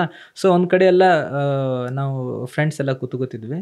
ಸೊ ಹೋಗಿ ನಾನು ಜಸ್ಟ್ ಹಂಗೆ ಜಾಲಿ ಮೋಡಲ್ಲಿ ಸುಮ್ಮನೆ ಹಂಗೆ ಕೆಳಗಡೆ ಹಿಂಗೆ ಡಬ್ಬು ನಾನು ಮಲ್ಕೊಂಡಂಗೆ. ಅಯ್ಯೋ. ಮಲ್ಕೊಂಡಾಗ ಅಲ್ಲಿ ಹಿಂದ್ಗಡೆ ಸ್ವಲ್ಪ ಕಲ್ತಾಗಿತ್ತು. ಆ ಕಲ್ಲಿಂದಾಗಿ ಅಂದರೆ ಇದೆ ತಲೆಗೆ ಅಲ್ಲ, ಸ್ಪೈನಲ್ಗೆ ಅಂದರೆ ಬೆನ್ನಲ್ಲಿ. ಓಕೆ. ಕಲ್ತಾಗದಾಗ ಅಲ್ಲಿ ಬ್ಲಡ್ ಕ್ಲಾಟ್ ಆಗಿ ಅಲ್ಲಿ ಏನಾಯಿತು, ನನಗೆ ಪೇನ್ ಸ್ಟಾರ್ಟ್ ಆಯಿತು. ಅಲ್ಲ, ನೀವು ಆಡ್ಬೇಕಾದ್ರೆ ಬಿದ್ದಿಲ್ಲ, ಏನೂ ಇಲ್ಲ, ಜಸ್ಟ್ ನೀವು ರಿಲ್ಯಾಕ್ಸ್ ಮಾಡೋಕ್ಕೆ ಅಂತ ಹೇಳಿ ಜಸ್ಟ್ ಫ್ರೆಂಡ್ಸ್ ಜೊತೆ ಜೋಶಲ್ಲಿ ಹಿಂಗೆ ಮಲ್ಕೊಂಡಿರೋದು. ಮಲ್ಕೊಂಡಾಗ ಅಲ್ಲೇನಾಯಿತು, ಅಲ್ಲೊಂದು ಚಿಕ್ಕ ಅಂದ್ರೆ ಅದು ಶಾರ್ಪ್ ಕಲ್ಲಿತ್ತು, ಅದು ಆ ಕಲ್ಲು ತಾಗದಾಗ ಅಲ್ಲಿ ಅದು ಜಾಸ್ತಿನೂ ಏಟಾಗಿರಲಿಲ್ಲ. ಅದು ನಮ್ಮ ಫ್ರೆಂಡ್ಸ್ ಎಲ್ಲ ನೋಡೋದು ರಕ್ತ ಬರೋ ರೇಂಜ್ಗೂ ಅದು ಕಲ್ತಾಗಿರಲಿಲ್ಲ. ಏನು ಜಾಲಿಯಾಗಿ ಮಕ್ಕೊಂಡಾಗ ಅದು ಅದು ಏನು ಶಾರ್ಪ್ ಇತ್ತಲ್ಲ, ಅದು ಒಳಗಡೆ ಪ್ರೆಸ್ ಆಯ್ತಲ್ಲ, ಅದು ಆಲ್ಮೋಸ್ಟ್ ಅಲ್ಲಿ ಪೇನ್ ಆಗಿತ್ತು ನನಗೆ ಆ ಟೈಮಲ್ಲಿ. ಬಟ್ ನಮ್ಮ ಫ್ರೆಂಡ್ಸ್ ಎಲ್ಲ ಎಲ್ಲ ನೋಡಿದ್ರು, ಏನಿಲ್ಲ ಮಗ ಹಂಗೆ ಸ್ವಲ್ಪ ಇದಾಗಿದೆ, ಅದನ್ನು ತಿಕ್ಕು ಅಂತ ಹೇಳಿ ಎಲ್ಲ ತಿಕ್ಕಿದ್ರು, ಎಲ್ಲ ಇದು ಮಾಡಿದ್ರು. ಬಟ್ ಅದು ಅಷ್ಟಕ್ಕೇನೋ ಕಡಿಮೆ ಆಗುತ್ತೆ ಅಂತ ನಾನು ಅನ್ಕೊಂಡೆ. ಬಟ್ ಅದು ಡೇ ಬೈ ಡೇ ಸ್ವಲ್ಪ ಜಾಸ್ತಿನೇ ಆಯಿತು ಪೇನ್. ವಿತಿನ್ 12 days 13 days ನನಗೆ ಪೇನ್ ಹೆವಿ ಆಗಿಬಿಟ್ಟು ನಾನು ಹಾಸ್ಪಿಟ್ಲೈಸ್ ಆಗೋ ರೇಂಜ್ಗೆ ಆಯಿತು. ಸೊ ನಾನು ಹೋದೆ, ಹಾಸ್ಪಿಟ್ಲಿಗೆ ಹೋದಾಗ ಅಲ್ಲಿ ಅವರು CT ಸ್ಕ್ಯಾನ್ ಎಲ್ಲ ಮಾಡಿದಾಗ ಆ ಸ್ಕ್ಯಾನಲ್ಲೆಲ್ಲ ಇಲ್ಲ ಬ್ಲಡ್ ಕ್ಲಾಟ್ ಆಗಿದೆ, ಅದನ್ನು ರಿಮೂವ್ ಮಾಡಬೇಕು ಅಂತ ಹೇಳಿದ್ರು. ಸೊ ಅದಾಗಿ 1 ವೀಕಲ್ಲಿ ನಾನು ಇಂಬ್ಯಾಲೆನ್ಸ್ ವಾಕ್ ಮಾಡ್ತಾಯಿದ್ದೆ. ಅದೇನಕ್ಕೆ ವಾಕ್ ಮಾಡ್ತಾಯಿದ್ದೆ ನನಗೆ ಗೊತ್ತಿರಲಿಲ್ಲ. ಮತ್ತೆ ಹಾಸ್ಪಿಟ್ಲ್ ಇಲ್ಲ, ಆಲ್ಮೋಸ್ಟ್ ಅಲ್ಲಿ ಒಂದು ಎನರ್ಜಿ ಡ್ರಾಪ್ ಆಗ್ತಾಯಿದೆ, ಬೇಗ ಮಾಡಿಸಿ ಆಪ್ರೇಷನ್, ಇಲ್ಲ ಅಂತಂದರೆ ಅದು ಮತ್ತೆ ಅದರಿಂದಾಗಿ ಎನರ್ಜಿ ಪೂರ ಸಪ್ಲೈ ನಿಲ್ಲಾಯಿತು ಅಂತಂದರೆ ಕಿಡ್ನೀಸ್ ಫೇಲ್ ಆಗುತ್ತೆ, ಆಗೋ ಚಾನ್ಸಸ್ ಇದೆ ಅನ್ನೋದು ಎಲ್ಲ ಅವರು ಹೇಳಿದಾಗ ನಮ್ಮ ಮನೇಲೆಲ್ಲ ಸ್ವಲ್ಪ ಅನ್ಎಜುಕೇಟೆಡ್ ಅಪ್ಪ ಅಮ್ಮ ಎಲ್ಲ. ಸೊ ನಮ್ಮ ಅಣ್ಣ ಸ್ವಲ್ಪ ಅದರಲ್ಲಿ ಆ ಟೈಮಲ್ಲಿ ಇಂಜಿನಿಯರಿಂಗ್ ಮಾಡ್ತಾಯಿದ್ರು. ಸೊ ಈಗ ನಮ್ಮ ತಮ್ಮಂಗೆ ಹಿಂಗಾಗಿದೆ ಅಂತ ಹೇಳಿ ಅವರು ಸಹ ಆಯಿತು ಆಪ್ರೇಟ್ ಮಾಡಿಬಿಡಿ ಸರ್ ಅಂತ ಹೇಳಿದೆ. ನಾನು ಅದ್ರ ಹೋಲ್ಡ್ ಮಾಡಿದೆ, ಸರ್ ನನಗೆ ಟ್ಯಾಬ್ಲೆಟಲ್ಲೇ ಆರಾಮ ಮಾಡಿ ನಾನು ಪೊಲೀಸ್ ಆಫೀಸರ್ ಆಗಬೇಕು, ನನಗೆ ಆಪ್ರೇಟ್ ಮಾಡಿದ್ರೆ ಮತ್ತೆ ನಾನು ಆಫೀಸರ್ ಆಗೋಕ್ಕಾಗಲ್ಲ ಅಂತ ನಾನು. ಇಲ್ಲ ಆಯಿತು ಅಂದರೆ ನನ್ನ ಫೋರ್ಸಿಗೆ ಮತ್ತು ಇನ್ನು 15 days ಟ್ಯಾಬ್ಲೆಟ್ ಕೊಟ್ಟು ಅದರಲ್ಲೇ ಕಂಟ್ರೋಲ್ ಮಾಡಲಿಕ್ಕೆ ಭಾಳ ಟ್ರೈ ಮಾಡಿದ್ರು. ಬಟ್ ಅದು ಆಗಲಿಲ್ಲ. ಆಲ್ಮೋಸ್ಟ್ ಅಲ್ಲಿ ಎನರ್ಜಿ 80% ಲಾಸ್ ಮಾಡ್ಕೊಂಡಿದ್ದೆ, 20% ಹಂಗೆ ಇಂಬ್ಯಾಲೆನ್ಸ್ ನಡೀತಾ ಇದ್ದೆ. ಸೊ ಆಮೇಲೆ ಆಪ್ರೇಟ್ ಮಾಡಿದ್ಮೇಲೆ ಆ 20% ಹೋಯಿತು. ಆ ಟ್ಯೂಮರ್ ಏನೋ ರಿಮೂವ್ ಮಾಡಿದ್ರು, ಅದೆಲ್ಲ ಆಯಿತು, ಎನರ್ಜಿ ಎಲ್ಲ ಡ್ರಾಪ್ ಆಗಿ 0ಗೆ ಬಂತು. ಸೊ ಟೋಟಲಿ ಒಂದು 3 years ಬೆಡ್ಡಲ್ಲೇ ಪ್ಯಾರಲೈಸ್ ಆಗಿಬಿಡ್ತು ಟೋಟಲ್ ಬಾಡಿ. ಅಂದರೆ ಟೋಟಲ್ ಬಾಡಿ ಮೀನ್ಸ್ ಟ್ರಂಕಿಂದ ಕೆಳಗಡೆ ಎಲ್ಲ ಆಲ್ಮೋಸ್ಟ್ ಅಲ್ಲಿ ಪ್ಯಾರಲೈಸ್ ಆಯಿತು. ಸೊ ಅಲ್ಲಿ ನಾನು ಪಟ್ಟಿರ್ತಕ್ಕಂಥ ಅಲ್ಲಿವರೆಗೂ ನಾನು ಏನು ನೋವುಗಳು ಕಷ್ಟಗಳನ್ನು ನೋಡಿರಲಿಲ್ಲ. ಅದೇನಿತ್ತಲ್ಲ ಅದು ನರಕ. ಅಲ್ಲಿಂದ 3 years ಏನಿತ್ತಲ್ಲ ಅದು ನರಕ. ಅದು ಎಕ್ಸ್ಪ್ಲೇನ್ ಮಾಡೋಕ್ಕೂ ಆಗಲ್ಲ. ಆ ಎಕ್ಸ್ಪ್ಲೇನ್ ಮಾಡಿದ್ರೆ ನಾನು ಇದ್ದೀನಿ, ಖುಷಿಯಲ್ಲೇ ಇದ್ದೀನಿ, ಇವಾಗೆಲ್ಲ ಖುಷಿಯಿಂದ ಹೇಳ್ತಾ ಇದ್ದೀನಿ. ಬಟ್ ಸಿಚುವೇಶನ್ ಹೆಂಗಿತ್ತು ಅಂತಂದರೆ ಆ ನರಕದಲ್ಲಿ ನನ್ನ ಜೊತೆ ಬಂದವರು ನಮ್ಮ ಅಪ್ಪ ಅಮ್ಮ, ನನ್ನ ಫ್ಯಾಮ್ಲಿ, ನನ್ನ ಅಣ್ಣ ತಮ್ಮದ್ರು, ಅವ್ರು ಬಂದರು ನನ್ನ ಜೊತೆ ಆ ನರಕಕ್ಕೆ. ಅವ್ರು ಬಂದಾಗ ಅಲ್ಲಿ ರಿಯಲ್ ಆಗಿ ನನ್ನ ಲೈಫಲ್ಲಿ ನನ್ನ ಲೈಫ್ ಹೋಗಿದೆ. ಇವಾಗ ಈ ನನ್ನ ವಾಕ್ ಮಾಡಿಕೊಂಡು ಫಿಸಿಕಲಿ ಮಾಡಬೇಕಾಗಿರೋ ಅಚೀವ್ಮೆಂಟ್ ಎಲ್ಲ ಯಾವುದು ಆಪ್ಷನ್ ಎಲ್ಲ ದಾರಿ ಮುಚ್ಕೊಂಡ್ಬಿಟ್ಟಿದೆ ಅಂತ ಹೇಳಿ ಡಿಸೈಡ್ ಮಾಡಿಬಿಟ್ಟೆ. ಸೊ ಆ ಒಂದು ಸಿಚುವೇಶನಿಂದ ಹೊರಗಡೆ ಬರಲಿಕ್ಕೆ ನನಗೊಂದು ಸ್ವಲ್ಪ ಟೈಮ್ ಹಿಡಿತು. ಅದಾದಮೇಲೆ ಸಿಂಗಿಂಗನ್ನು ಚೂಸ್ ಮಾಡಿ ಅದರಲ್ಲಿ ಅಚೀವ್ ಮಾಡ್ಲಿಕ್ಕೆ ಟ್ರೈ ಮಾಡಿದೆ. 2015 ಅನ್ವರ್ಡ್ಸ್ ಎಲ್ಲ ಸಿಂಗಿಂಗಿಂದನೇ ಆಮೇಲೆ ರಿಕಗ್ನೈಸ್ ಆಗೋಕ್ಕೆ ಸ್ಟಾರ್ಟ್ ಮಾಡಿದೆ. 2011 November 21 ಆಪ್ರೇಟ್ ಆಗಿರೋದು. ಅಲ್ಲಿ 2010ವರೆಗೂ ಫಿಸಿಕಲಿ ಐ ಆಮ್ ಗುಡ್, ಯಾವ ಥರದ್ದು ಯಾವುದು ಇಶ್ಯೂಸ್ ಇರಲಿಲ್ಲ. ಈ ಥರದೊಂದು ಲೈಫ್ ಜರ್ನಿ ಇತ್ತು. ಅದರಲ್ಲಿ ನಾನು ಮ್ಯೂಸಿಕನ್ನು ಚೂಸ್ ಮಾಡಿದಾಗ ನನ್ನನ್ನು ನಾನು ಕಂಡ್ಕೊಳಕ್ಕೆ ಟ್ರೈ ಮಾಡಿ. ಚಿಕ್ಕವ್ರು ಇರ್ಬೇಕಾದ್ರೆ ಸುಮ್ಮನೆ ಆಡ್ತಾ ಇದ್ದಿದ್ದಷ್ಟೇ, ಮನೇಲಿ, ಸ್ಕೂಲಲ್ಲಿ, ಆ ಥರ ಅಲ್ವಾ?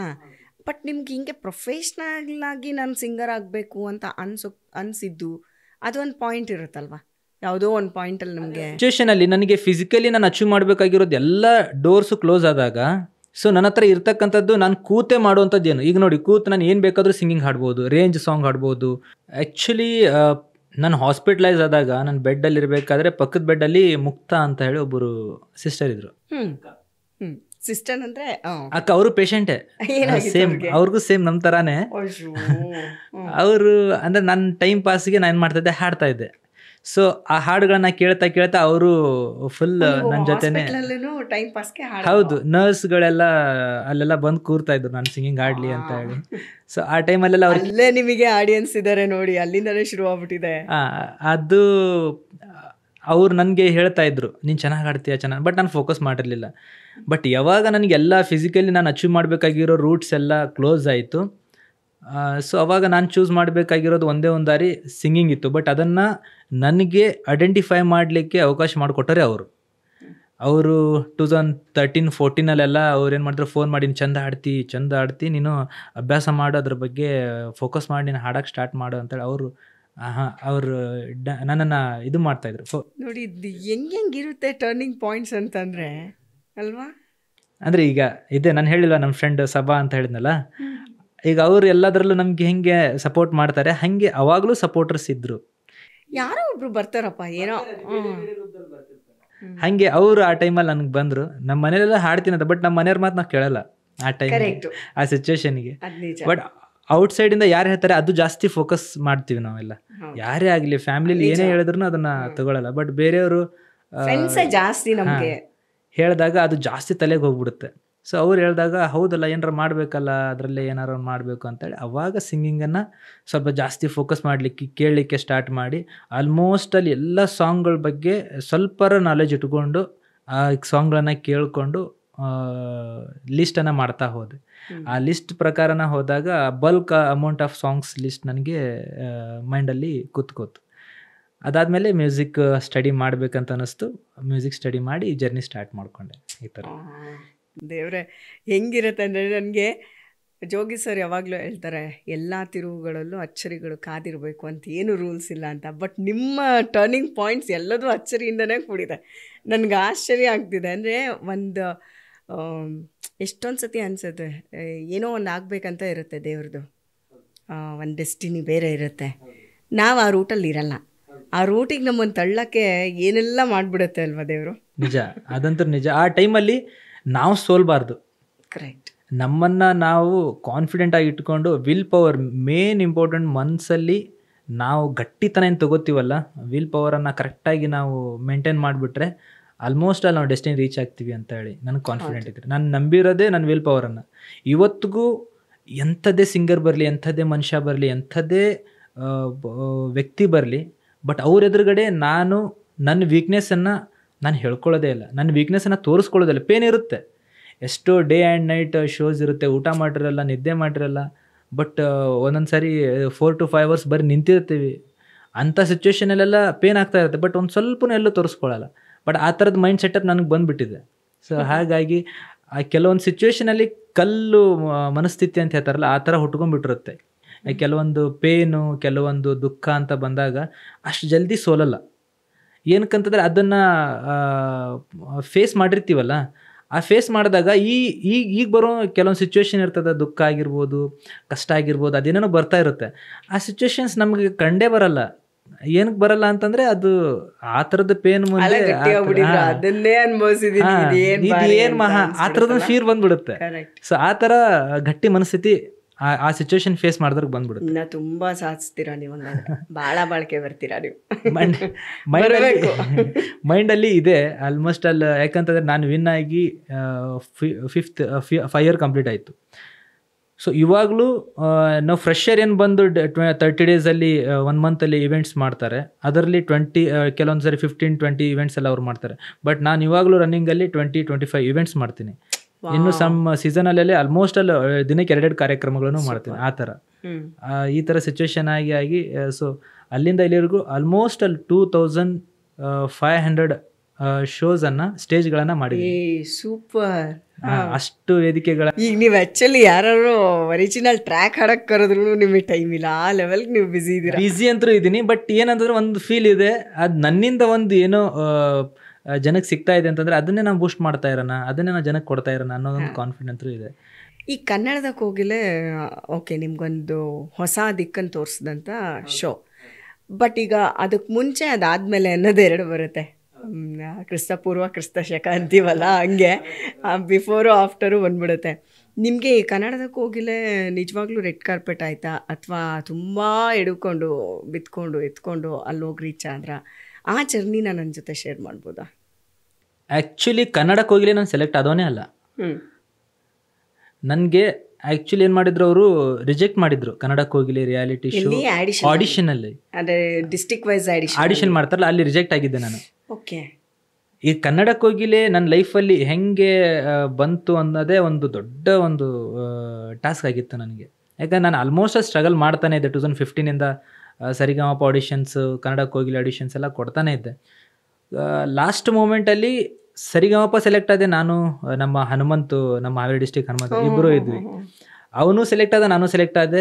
ಬಟ್ ಅಲ್ಲಿ ಸಿಚುವೇಶನ್ ಏನಿತ್ತು ಅಂತಂದರೆ, ನೀವು ಇನ್ನೊಂದು ವರ್ಷ ವೇಟ್ ಮಾಡಿ, ಇನ್ನೊಂದು ವರ್ಷ ಅಭ್ಯಾಸ ಮಾಡಿ ಅಂತ ಹೇಳಿದ್ರು. ಮುಂದಿನ ವರ್ಷಕ್ಕೆ ನಿಮಗೆ ಅವಕಾಶ ಮಾಡಿಕೊಡ್ತೀವಿ ಅಂತಂದ್ರೆ. ಹೌದು, ಯಾಕೆ 4ರಿಂದ 5 ಫೇಸಸ್ ಅಂದರೆ ಆಡಿಷನ್ ಲೆವೆಲ್ಸನ್ನು ನಾವು ದಾಟ್ಕೊಂಡು ಹೋಗ್ಬೇಕಾಗಿರುತ್ತೆ. ಆ ಫೈನಲ್ ಮೂಮೆಂಟಲ್ಲಿ ಇನ್ನೂ ಸ್ವಲ್ಪ ಮಾಡಿ. ಯಾಕಂದ್ರೆ ನನಗೆ ಆ ಟೈಮಲ್ಲಿ ಭಯ, ನಾನು ಏನು ಹಾಡ್ತೀನೋ ಇಲ್ಲೋ. ನನಗೆ ಬೇರೆಯವ್ರನ್ನ ಕಂಡ್ರೆ ಸ್ವಲ್ಪ ಹೇಳಿದ್ನಲ್ಲ ನಿಮಗೆ ಸ್ಟಾರ್ಟಿಂಗ್, ಸ್ವಲ್ಪ ಸ್ಟೇಜ್ ಫೇರ್ ಅದೆಲ್ಲ ಭಾಳ ಇತ್ತು. ತುಂಬ ನಮ್ಗಿಂತ ಚೆನ್ನಾಗಿ ಆಡ್ತಾರೆ, ಏನು ಮಾಡೋದು ಹಾಂ, ಆ ಥರದ್ದು ಸಿಕ್ಕಾಪಟ್ಟೆ ಇತ್ತು ನನಗೆ. ಬಟ್ ಇಷ್ಟಂತರೂ ಗೊತ್ತಿತ್ತು, ಶೋ ಒಳಗಡೆ ಹೋದರೆ ಪಕ್ಕ ನಾನು ರೀಚ್ ಆಗ್ತೀನಿ ಡೆಸ್ಟಿನಿ ಅಂತ, ಅಷ್ಟಂತರೂ ಗೊತ್ತಿತ್ತು. ಬಟ್ ಅಲ್ಲಿ ಹೋಗೋಕ್ಕೇ ನಾನು ಪರದಾಡ್ತಾ ಇದ್ದೀನಿ. ಆ ಥರ ಸಿಚುವೇಶನ್ ಇದ್ದಾಗ ಸೊ ಅಲ್ಲಿ ಒಂದು ನನಗೆ ಬ್ರೇಕ್ ಕೊಟ್ಟರು ನನಗೆ. ಸೊ ಕೊಟ್ಟಾಗ ಮತ್ತೆ ಗ್ಯಾಪ್ ಆಯ್ತಲ್ಲ ಅಂತ ಹೇಳಿ ಟೆನ್ಸ್ ಇದ್ದೆ. ಅದೇ ಆಗಿ 1 ತಿಂಗಳಕ್ಕೆ 1.5 ತಿಂಗಳು 2 ತಿಂಗಳು 3 ತಿಂಗಳದ ಗ್ಯಾಪಲ್ಲಿ ಕನ್ನಡ ಕೋಗಿಲೆ ಆಡಿಷನ್ಸ್ ಆಯಿತು. ಸೀಸನ್ 2ದು. ಸೀಸನ್ 1ಅಲ್ಲೂ ಕಾಂಪೀಟ್ ಮಾಡಿದ್ದೆ, ಅವರು ಸಹ ಇನ್ನೂ ಕಲೀರಿ ಅಂತ ಅಂದಿದ್ರು. ಸೊ ಸೀಸನ್ 2ಅಲ್ಲಿ ನಾನು ಕಾಂಪೀಟ್ ಮಾಡಿದಾಗ ಅವಾಗಲೂ ಸಹ ಏನಾಗಿತ್ತು ಅಂತಂದರೆ, ಫೈನಲ್ವರೆಗೂ ಹೋದ ಎಲ್ಲ ಆಗಿತ್ತು. ಲಾಸ್ಟ್ ಮೂಮೆಂಟಲ್ಲಿ ಇಲ್ಲ, ನೀವು ಇನ್ನೊಂದು ಸ್ವಲ್ಪ ಅಭ್ಯಾಸ ಮಾಡಬೇಕು, ಇನ್ನೊಂದು ಸ್ವಲ್ಪ ಕಲಿಬೇಕು. ಹೌದಾ, ಇನ್ನೊಂದು ಸ್ವಲ್ಪ ಕಲಿಬೇಕು. ಏನು ಪ್ರಾಬ್ಲಮ್ ಅಂತಲೇ ಗೊತ್ತಾ ಇಲ್ಲ, ನೀವು ತುಂಬ ಹೆದರ್ತಾ ಇದ್ರೆ, ಆ ಕಾನ್ಫಿಡೆಂಟ್ ಬರ್ತಾ ಇಲ್ಲ ನಿಮ್ಮಲ್ಲಿ. ಹಾರ್ಡ್ ಪ್ರಾಬ್ಲಮ್ ಅಲ್ಲ ಅವ್ರಿಗೆ, ನಿಮ್ಮ ಭಯ. ಆ ಭಯದಿಂದ ಕೆಲವೊಂದು ಸರಿ ಏನಾಗುತ್ತೆ, ಹಾಡಬೇಕಾದ್ರೆ, ಈಗ ನಾವೇನೇ ಒಂದು ಸಾಂಗ್ ಹಾಡಬೇಕಾದ್ರೆ, ಆಡಿಸಿ ನೋಡು ಬೀಡಿಸಿ ನೋಡು ಉರುಳಿ ಹೋಗೋದು, ಹಾಂ ಆ ಥರದೊಂದು ಏನೇ ಬರಲಿ, ಅದೇ ನೋಡಿ, ಏನೇ ಬರಲಿ ಯಾರಿಗೂ ಸೋತು ತಲೆಯ ಬಾಗದು. ಈಗ ಏನಕ್ಕೆ ಬರುತ್ತೆ ಅಂತಂದ್ರೆ ಕಾನ್ಫಿಡೆಂಟ್ ಇದೆ. ಕರೆಕ್ಟ್. ನಾನು ಆಲ್ರೆಡಿ ಸ್ಟಾರ್ ಇದ್ದೀನಿ, ಸುಮ್ಮನೆ ಏನಕ್ಕೆ ನಾನು ಭಯ ಪಡಬೇಕು ಅನ್ನೋ ಕಾನ್ಫಿಡೆಂಟ್ ಇದೆ. ಬಟ್ ಅವಾಗ ಹಂಗಿಲ್ಲ, ನಾನು ಏನೂ ಅಲ್ಲ, ನಾನು ಸೋತ್ರೆ ಎಲ್ಲಿ ಮನೆ ಕಳಿಸ್ತಾರೋ ಏನೋ ಭಯ ಇರುತ್ತೆ, ಆಲ್ಮೋಸ್ಟ್ ಅಲ್ಲಿ ಭಯ ಇರುತ್ತೆ. ಆ್ಯಂಡ್ ಡೂ ಆರ್ ಡೈ ಇರುತ್ತೆ ಆ ಸಿಚುವೇಶನ್. ಆ ಸಿಚುವೇಶನಲ್ಲಿ ನಾನು ಸಕ್ಸಸ್ ಕಾಣಬೇಕು ಅನ್ನೋದು ಮೈಂಡಲ್ಲಿ ಇರುತ್ತೆ. ಬಟ್ ನನ್ನ ಸಿಚುವೇಶನಲ್ಲಿ ನಾನು ಪ್ರಿಪೇರ್ ಆಗಿ ನಾನು ಪ್ರೆಸೆಂಟ್ ಮಾಡಬೇಕು ಅನ್ನೋದು ಇರಲ್ಲ. ಇಷ್ಟು ಆಡಿಷನ್ ಮಾಡೋದಿರಲ್ಲ, ಓಕೆ ಅಂತ ಅನಿಸಿದ್ದು ಯಾವ ಹಾಡಿಗೆ? ಯಾವ ಹಾಡು ಹಾಡಿದಾಗ ನೀವು ಆಡಿಷನ್ನ? ಸುಮಾರು ಹಾಡುಗಳನ್ನು ಹಾಡಿದೆ. ಕೆಲವೊಂದು ಆಡಿಷನ್ಸಲ್ಲಿ ಹೆಂಗೆ ವರ್ಸಟೈಲ್ ಸಿಂಗಿಂಗನ್ನು ನೋಡ್ತಾರೆ. ಒಂದು ಫಾಸ್ಟ್ ಹಾಡಿ, ಅರೆ ಯಾರಿಗೆ ಹೆದರ್ಕೊಳ್ಳೋರು, ಬೆದರ್ಕೊಳ್ಳೋರು, ಪೇಚಾಡೋರು, ಪರದಾಡೋರು, ಮರ್ನಲ್ಲಿ ಮಾತಾಡೋರು, ಮಾರ್ನಿಂಗ್ ಶೋನಲ್ಲಿ ಪಿಸ್ಕೊಟ್ಟೋರು, ಮೈಸೂರಂತ ಜಿಲ್ಲೆಯಲ್ಲಿದ್ದು ಕಣ್ಣಿಗೆ ಬೇಕಾದ ನೋಟ ಇದ್ದು, ಹಳೆ ರಾಜರಪ್ಪಣೆ ಇದ್ದು, ಪ್ರೀತಿ ಮಾಡೋ ಜಾಗಗಳಿದ್ದು, ಕದ್ದು ಮುಚ್ಚಿ ಓಡಾಡ್ತಿರಲ್ರಿ, ಬನ್ರಿ ನೋಡ್ರಿ, ನಾವು ಲವ್ ಮಾಡೋ ಸ್ಟೈಲ್ ಸ್ವಲ್ಪ ಕಲಿರಿ. ಈ ಥರದ್ದೊಂದು ಜೋಶ್ ಸಾಂಗ್ ಹಾಡಬೇಕಾಗಿರುತ್ತೆ. ಬಟ್ ಆ ಸಿಚುವೇಶನಲ್ಲಿ ಭಯ ಏನು ಮಾಡುತ್ತೆ, ಅರೆ ಯಾರೇ ಹೆದರ್ಕೊಳ್ಳೋರು, ಬೆದರ್ಕೊಳ್ಳೋರು, ಪೇಚಾಡೋರು, ಈ ಥರ ಸಿಚುವೇಶನ್ ಕ್ರಿಯೇಟ್ ಆಗಿರುತ್ತೆ. ಸೊ ಆ ಥರದ್ದು ವರ್ಸಟೈಲ್ ಕೇಳಿದಾಗ ಆ ಥರ ಪ್ರೆಸೆಂಟ್ ಮಾಡ್ತೀವಿ. ಇನ್ನು ಕೆಲವೊಂದು ಕಡೆ ಸ್ವಲ್ಪ ಒಂದು ಮೆಲೋಡಿ ಹಾಡಿ, ಅಮ್ಮ ಊರೇನೇ ಅಂದರು ನೀ ನನ್ನ ದೇವರು, ಆ ಥರದ್ದು ಕೆಲವೊಂದು ಸಾಂಗ್ಸನ್ನು ಮೆಲೋಡಿ ಆಗಿ ಹಾಡ್ತಾ ಇರ್ತೀವಿ. ಇನ್ನು ಕೆಲವೊಂದು ಇಲ್ಲ, ಒಂದು ಸ್ವಲ್ಪ ಒಂದು ಡಿವೋಷ್ನಲ್ ಹಾಡಿ, ಯಾವ್ದಾರ ಒಂದು ಡಿವೋಷ್ನಲ್ ಹಾಡಿ ಚೆಂದ ಕೇಳಿಸ್ತದೆ ನಿಮ್ಮ ವಾಯ್ಸ್ ಒಳಗೆ ಅಂತಂದಾಗ, ಅದು ಶ್ರೀನಿವಾಸ ಕಲ್ಯಾಣ ಮೂವಿಲಿ ಇದೆ ಅಲ್ಲ, ಎಲ್ಲರ ಫೇವ್ರೇಟ್ ಪವಣಿ ಸೂಪರ್. ನೆನಪಿದೆ ಅಲ್ಲ ಅದೆಲ್ಲ ಇರೋದು, ಎಲ್ಲರ ಫೇವ್ರೇಟ್ ಸಾಂಗ್. ಪವಡಿಸು ಪರಮಾತ್ಮ ಶ್ರೀ ವೆಂಕಟೇಶ, ಮನವೆಂಬ ಮಲ್ಲಿಗೆಯ ಹೂವ ಹಾಸಿಗೆ ಮೇಲೆ, ಪವಡಿಸು ಪರಮಾತ್ಮ ಶ್ರೀ ವೆಂಕಟೇಶ, ಸಪ್ತಗಿರಿವಾಸ. ಅದು ಹೆಂಗಿರುತ್ತೆ ಅಂದ್ರೆ ಅದು ಪೀಸ್ಫುಲ್ ಆಗಿ ಡಿವೈನ್ ಟಚ್ ಇದೆ ರೀ ನಿಮ್ಮ ವಾಯ್ಸ್ಗೆ. Thank you so much. ಇನ್ನೊಂದು ಸ್ವಲ್ಪ ಹಾಡಿ ಪ್ಲೀಸ್. ಲಿರಿಕ್ಸ್ ನೋಡ್ಲಾ ನಿಮ್ಗೆ? ಹಾಡಿ, ಅದಷ್ಟೇ ಹಾಡದಾ? ಹಾಡಿ ಆ ಹಾಡು ಒಂದು ಸ್ವಲ್ಪ ಹಾಡಿ. ಸೊ ಇದೆಲ್ಲ ನಾವು ಕಲ್ತಿದ್ದು ಎಸ್ ಪಿ ಬಾಲಸುಬ್ರಹ್ಮಣ್ಯಂ ಗುರುಗಳಿಂದ. ಅವ್ರ ಸಿಂಗಿಂಗಲ್ಲಿ ಅದೇನೋ ಒಂದು ದೈವಿಕತೆ ಅವ್ರದ್ರಲ್ಲೂ ಕಂಡು ಬರುತ್ತೆ. ಅಲ್ಲ ಅವ್ರು ನೋಡಿ ಬಾಲಿವುಡ್ಗೆ ಹಾಡಿದ್ರು ಅಲ್ಲಿನೂ ಅಂದ್ಕೊತಾರೆ. ಅಲ್ಲಿ ಸಲ್ಮಾನ್ ಖಾನ್ಗೆನೆ ವಾಯ್ಸ್ ಆಗಿಬಿಟ್ರು ಆಗ ಆ ಟೈಮಲ್ಲಿ 90s. ಈ ಕಡೆ ಬಂದರೆ ರವಿಚಂದ್ರನ್ಗೆ ವಾಯ್ಸ್ ಅಂದ್ರೇ ಅವರು ಅನ್ನೋ ರೇಂಜ್ಗೆ ಬ್ಲೆಂಡ್ ಆಗಿತ್ತು. ರವಿ ಸರ್ಗೆ ವಾಯ್ಸ್ ಸೂಟ್ ಆಗೋದು ಅಷ್ಟು ಸುಲಭ ಅಲ್ಲ. SPB ಸರ್ದು ಹೆಂಗೆ ಸೂಟ್ ಆಗುತ್ತೆ ಅಂದರೆ ಅದು ರವಿ ಸರೇ ಹಾಡ್ತಾರೆ ಅನ್ನೋ ಥರ ಫೀಲ್ ಬರೋ ಥರ. ಮೇನ್ಲಿ ವಿಷ್ಣುವರ್ಧನ್ ಸರ್ ಅವ್ರ ವಾಯ್ಸಿಗೆ ಅವರಿಗೂ ಮತ್ತು ರಮೇಶ್ ಸರ್ಗೆ ನೀವು ಯಾವ ಹೀರೋಗೆ ಹಾಡಲಿ ಅದು ಅವರೇ ಹಾಡ್ತಾರೆ ಅನ್ನೋ ಫೀಲು. ವಿಷ್ಣು ಸರ್ಗಂತೂ ಬಿಡಿ, ಅದು ರಾಜ್ಕುಮಾರ್ ಅವ್ರಿಗೆ PB ಶ್ರೀನಿವಾಸ್ ಹೆಂಗಿದ್ರು, SPB ಸರು ವಿಷ್ಣು ಸರ್ಗ್ ಹಂಗಿದ್ರು. ಅವ್ರ ದೇಹ ಇವ್ರ ಧ್ವನಿ. ಹೌದು ಅಲ್ವಾ? ಹಾಗೆ ಆ ಥರದೊಂದು ಟೇಸ್ಟ್ ಸಿಗ್ತಾ ಇತ್ತು ಅವ್ರ ವಾಯ್ಸಲ್ಲಿ. ಎಂಥ ವರ್ಸಟೈಲ್ ಸಿಂಗಿಂಗ್ ಅವ್ರಗಳದು. ನೀವು ಹೇಳಿದ್ರಿ ಹಿಂದಿಯಲ್ಲಿ ಯಾವ ಥರ ಪ್ರೆಸೆಂಟೇಷನ್ ಕೊಡ್ತಾರೆ ಅನ್ನೋದೇ ಒಂದು ಕಾನ್ಫಿಡೆಂಟ್. ಈಗ ಒಂದು ಸಾಂಗ್ ಇದೆ ಆ್ಯಕ್ಚುಲಿ ಅದರಲ್ಲಿ, ಜಿಯೇ ತೋ ಜಿಯೇ ಕೈಸೆ ಹೈ ಬಿನ್ ಆಪ್ಕೆ, ಅದು ಆ್ಯಕ್ಚುಲಿ ಕುಮಾರ್ ಸನು ಸರ್ ಹಾಡಿದ್ದಾರೆ. ಆಮೇಲೆ ಅದು ಒರಿಜಿನಲಿ ಬಂದ್ಬಿಟ್ಟು ಪಂಕಜ್ ಉದಾಸ್ ಸರ್ ಹಾಡಿರೋದು, ಗಜಲ್ ಪ್ಲೇಯರ್. ಅವರು ಆ್ಯಕ್ಚುಲಿ ಫಿಲ್ಮಲ್ಲಿ ಅವ್ರದ್ದೇ ಇದೆ ಸಾಂಗು. ಬಟ್ MP3 ಬಂದಾಗ ಅಲ್ಕಾ ಯಾಗ್ನಿ ಮೇಡಮು, ಕುಮಾರ್ ಸಾನು ಜೊತೆಗೆ ಇವರು ನಮ್ಮ SPB ಸರ್ ಹಾಡಿದ್ದಾರೆ. ಅದರಲ್ಲಿ ಹೆಂಗಿದೆ ಅಂತಂದ್ರೆ ಮೂರ್ ಫೇಸ್ ಇದೆ. ಒಂದು ಸಲ್ಮಾನ್ ಸರ್ ಹಾಡಿದ್ದಾರೆ, ಒಂದು ಮಾಧುರಿ ದೀಕ್ಷಿತ್ ಹಾಡಿದ್ದಾರೆ, ಸಂಜಯ್ ದತ್ ಹಾಡಿರೋ ಸಾಂಗ್ ಅನ್ನ SPB ಸರ್ ಹಾಡಿದ್ದಾರೆ. ಸೊ ಅಲ್ಲಿ ಏನಿದೆ ಅಂತಂದ್ರೆ ನೋಡಿ, ಅವ್ರದ್ದು ನಮಗೆ ಕುಮಾರ್ ಸನು ಸರ್ದು ಒಂದು ಟೇಸ್ಟ್ ಸಿಗುತ್ತೆ, ಇಲ್ಲ ಅಂತಲ್ಲ. ಬಟ್ ನಮ್ಮ ವಾಯ್ಸ್ ಕೇಳಿದಾಗ, ಅಂದರೆ SPB ಸರ್ ವಾಯ್ಸ್ ಕೇಳಿದಾಗ ಅವ್ರದ್ದೊಂದು ಒಂದು ಇದಿದೆ, ಏನಂತಾರೆ ಅದಕ್ಕೆ, ಸಿಗ್ನೇಚರ್ಸ್. ಜಿಯೇ ತೋ ಜಿಯೇ ಕೈಸೆ ಹೈ ಬಿನ್ ಆಪ್ಕೆ, जिए तो जिए कैसे है बिन आपके, लगता नहीं दिल कहीं बिन आपके, जिए तो जिए ಕೈಸೆ. ಅದೆಲ್ಲ ಹೆಂಗಿರುತ್ತೆ ಅಂತಂದ್ರೆ ಕೇಳಕ್ಕೆ ಎಷ್ಟು ಮಜಾ ಇರುತ್ತೆ ಸಿಂಗಿಂಗ್ ಅಲ್ಲಿ, ಅಷ್ಟು ಮ್ಯಾಚ್ ಆಗೋ ತರ ಹೇಳಿದ್ರೆ. ತುಮ್ಸೆ ಮಿಲ್ನೆ ಕಿ ತಮನ್ನಾ ಹೈ, ಪ್ಯಾರ್ ಕಾ ಇರಾದಾ ಹೈ, ಔರ್ ಏಕ್ ವಾದಾ ಹೈ ಜಾನಮ್. ಅಯ್ಯೋ, ಅದು SPB ಸರ್ಗಿರೋ ತಾಕತ್ತು. ಯಾವ ಜಾನರ್ ಕೊಟ್ರು ಅಬ್ಬಾ, ಅದಕ್ಕೆ ಅವರು ಅಂದರೆ ನೀರಿದ್ದಂಗೆ ಯಾವ ಶೇಪಿಗೆ ಬೇಕಾದ್ರೂ ಬಂದ್ಬಿಡುತ್ತೆ. ಈ ಥರದ್ದು ಅಂದರೆ ನಾನು ಆ್ಯಕ್ಚುಲಿ ಆಡಿಷನ್ ಲೆವೆಲಲ್ಲಿ ಈ ಥರದ್ದು ವರ್ಸಟೈಲ್ ಸಿಂಗಿಂಗನ್ನು ಕೇಳ್ತಾರೆ. ಇದಕ್ಕೆಲ್ಲದಕ್ಕೂ ಪ್ರಿಪೇರ್ ಆಗಿರ್ಬೇಕು ಸಿಂಗರ್. ಅದು ಇಲ್ಲಾಂತಂದರೆ ಯೂನಿಕಾಗಿ ಒಂದು ವಾಯ್ಸ್ ಇರಬೇಕು, ಒಂದು ಕಲ್ಚರ್. ಲೈಕ್ ಈಗ ಕೈಲಾಶ್ ಖೇರ್ ಸರ್ದು ಅವ್ರದ್ದೇ ಆಗಿರ್ತಕ್ಕಂಥ ಒಂದು ಝೋನರ್ ಇದೆ. ಹೌದು, ಅವ್ರದ್ದು ಒಂದು ಟೇಸ್ಟ್ ಇದೆ. ಹೌದು, ಅವ್ರ ಸಿಂಗಿಂಗ್ ಅವ್ರ ಸಿಂಗಿಂಗಲ್ಲಿ ಹೆಂಗಂತಂದ್ರೆ ಅದು ಬೇರೆ ತರನೇ ವಾಯ್ಸ್, ಒಂಥರ ಅಪ್ಪಟ ದೇಸಿ. ಅದಕ್ಕೆ ಅವರಿಗೆ ಸೂಫಿ ಸಿಂಗರ್ ಅಂತಾರೆ. ಅವ್ರ ಸಿಂಗಿಂಗ್ ಎಲ್ಲ ನೀವು ಕೇಳಿದಿರ. ಜೀವ ಹೋದ ಬಳ್ಳಿಗೆ ನೀರೇಕೆ, ಲೂಟಿಯಾದ ತೋಟಕ್ಕೆ ಕಾವಲೇಕೆ, ನಾನೇ ಇರದ ನನ್ನಲ್ಲಿ ನೀನೇಕೆ. ಅದು ಹೆಂಗಿದೆ ಅಂತಂದ್ರೆ ಅದು ಅವ್ರದ್ದು ಒಂದು ವಾಯ್ಸೇ ಬೇರೆ. ಬಟ್ ಅದು ನಮ್ಮ ವಾಕಲಲ್ಲಿ ಹಾಡಿದಾಗ ಅದು ಎಲ್ಲರ ತರ ಸೇಮ್ ಬರುತ್ತೆ. ಬಟ್ ಅವ್ರ ವಾಯ್ಸಲ್ಲಿ ಅದು ಬೇರೆ ತರನೇ. ಆ ಥರ ಯುನೀಕ್ ಆಗಿರ್ಬೇಕು ವಾಯ್ಸ್. ಇದ್ರೆ ಅವ್ರು ಏನು ಹಾಡಿದ್ರು ಚಂದ ಅನ್ಸುತ್ತೆ. ಫಾರ್ ಎಕ್ಸಾಂಪಲ್ ನಮ್ಮ ಸಿ ಯಶೋತ್ ಸರ್ ಇದ್ರು, ಯೂನಿಕ್ ವಾಯ್ಸ್ಗಳಲ್ಲಿ SPB ಸರ್, ಇವರು ಹೌದು, PB ಶ್ರೀನಿವಾಸ್ ಸರ್, ಇವ್ರದೆಲ್ಲ ಒಂಥರ ಯೂನಿಕ್. ನೆಕ್ಸ್ಟ್ ಯಾರು ಅವ್ರನ್ನ ಕಾಪಿ ಮಾಡಕ್ ಸಾಧ್ಯ ಆಗಲ್ಲ. ಆ ಥರದ್ದು ವಾಯ್ಸ್ಗಳು ಆ ಥರ ಇರಬೇಕು. ಇಲ್ಲಪ್ಪ ನಾನು ನಾರ್ಮಲ್ ಸಿಂಗರ್ಸ್ ಎಲ್ಲರ ಥರನೂ ನಾನೊಬ್ಬ ಸಿಂಗರ್ ಅಂತ ಹೇಳಿ ಹೋದಾಗ, ಸೊ ಒಬ್ರು ಯಾರೋ ಎಲ್ರದ್ದು ಕಾಪಿ ಮಾಡ್ತಿರ್ತಾರೆ. ಅವ್ರದ್ರಲ್ಲಿ ನೋಡೋದು ಏನಂತಂದ್ರೆ ಆಡಿಷನ್ ಲೆವೆಲಲ್ಲಿ ವರ್ಸಟೈಲಿಟಿ ಆ್ಯಂಡ್ ಅವ್ರ ಕ್ವಾಲಿಟಿ ಪ್ರೆಸೆಂಟೇಷನ್ ನೋಡ್ತಾರೆ. ಅದರಲ್ಲಿ ಏನಾರೋ ಒಂದು ಡಿವೈನ್ ವಾಯ್ಸ್ ಅವ್ರದ್ದು ರೀಚ್ ಆಗಿರಬೇಕು. ಅವ್ರ ಕೇಳುಗರಿಗೆ ರೀಚ್ ಆದಾಗ ಮಾತ್ರ ಸೆಲೆಕ್ಟ್ ಆಗ್ತಾರೆ. ಯಾರ್ಯಾರಿದ್ರು ನಿಮಗೆ ಜಡ್ಜ್ಮೆಂಟಿಗಲ್ಲಿ ಆಡಿಷನ್ಸಲ್ಲಿ? ಅಂದರೆ ನನಗೆ ಅಷ್ಟು ಐಡಿಯಾ ಇಲ್ಲ, ಬಟ್ ನನ್ನ ಕಂಟೆಸ್ಟೆಂಟ್ಸಲ್ಲಿ ಆಲ್ಮೋಸ್ಟ್ ಅಲ್ಲೆಲ್ಲ ನೆನಪಿದ್ದಾರೆ. ನಮಗೆಂದ್ರು ಸಾಧು ಸರ್ ಜಡ್ಜ್ ಮಾಡ್ತಾಯಿದ್ರು, ಜೊತೆಗೆ ನಮ್ಮ ಅರ್ಚನಾ ಮೇಡಮ್ ಹಾಗೆ ಚಂದನ್ ಶೆಟ್ಟಿ ಸರ್ ಅವರೆಲ್ಲ. ಅಲ್ಲ ನಿಮಗೆ ಆಡಿಷನ್ ಹೋದಾಗ ನಿಮ್ಮನ್ನು ಜಡ್ಜ್ ಮಾಡಕ್ಕೆ ಒಂದಿಷ್ಟು ಜನ ಇರ್ತಾರಲ್ಲ. ನನಗೆ ಆಡಿಷನ್ ಜಡ್ಜ್ ಆಗಿ ಬಂದವರು ಜೋಗಿ ಸುನಿತಾ ಮೇಡಮ್ ಬಂದಿದ್ರು. ಅವರೇ ಆ್ಯಕ್ಚುಲಿ ಫೈನಲೈಸ್ ಮಾಡಿರೋದು ನನಗೆ. ಯಾಕಂದ್ರೆ ನಾನು ಸಾಂಗ್ ಹಾಡಿದ್ದೆ, ಆ ಸಾಂಗಿಂದ ಆ್ಯಕ್ಚುಲಿ ನಾನು ಸೆಲೆಕ್ಟ್ ಆಗಲಿಕ್ಕೆ ನಾನು ಅದೇ ಏನಲ್ಲ ಕನ್ನಡಕ್ಕೆ ಹೋಗ್ಲಿ ಸೆಲೆಕ್ಟ್ ಆದವನೇ ಅಲ್ಲ.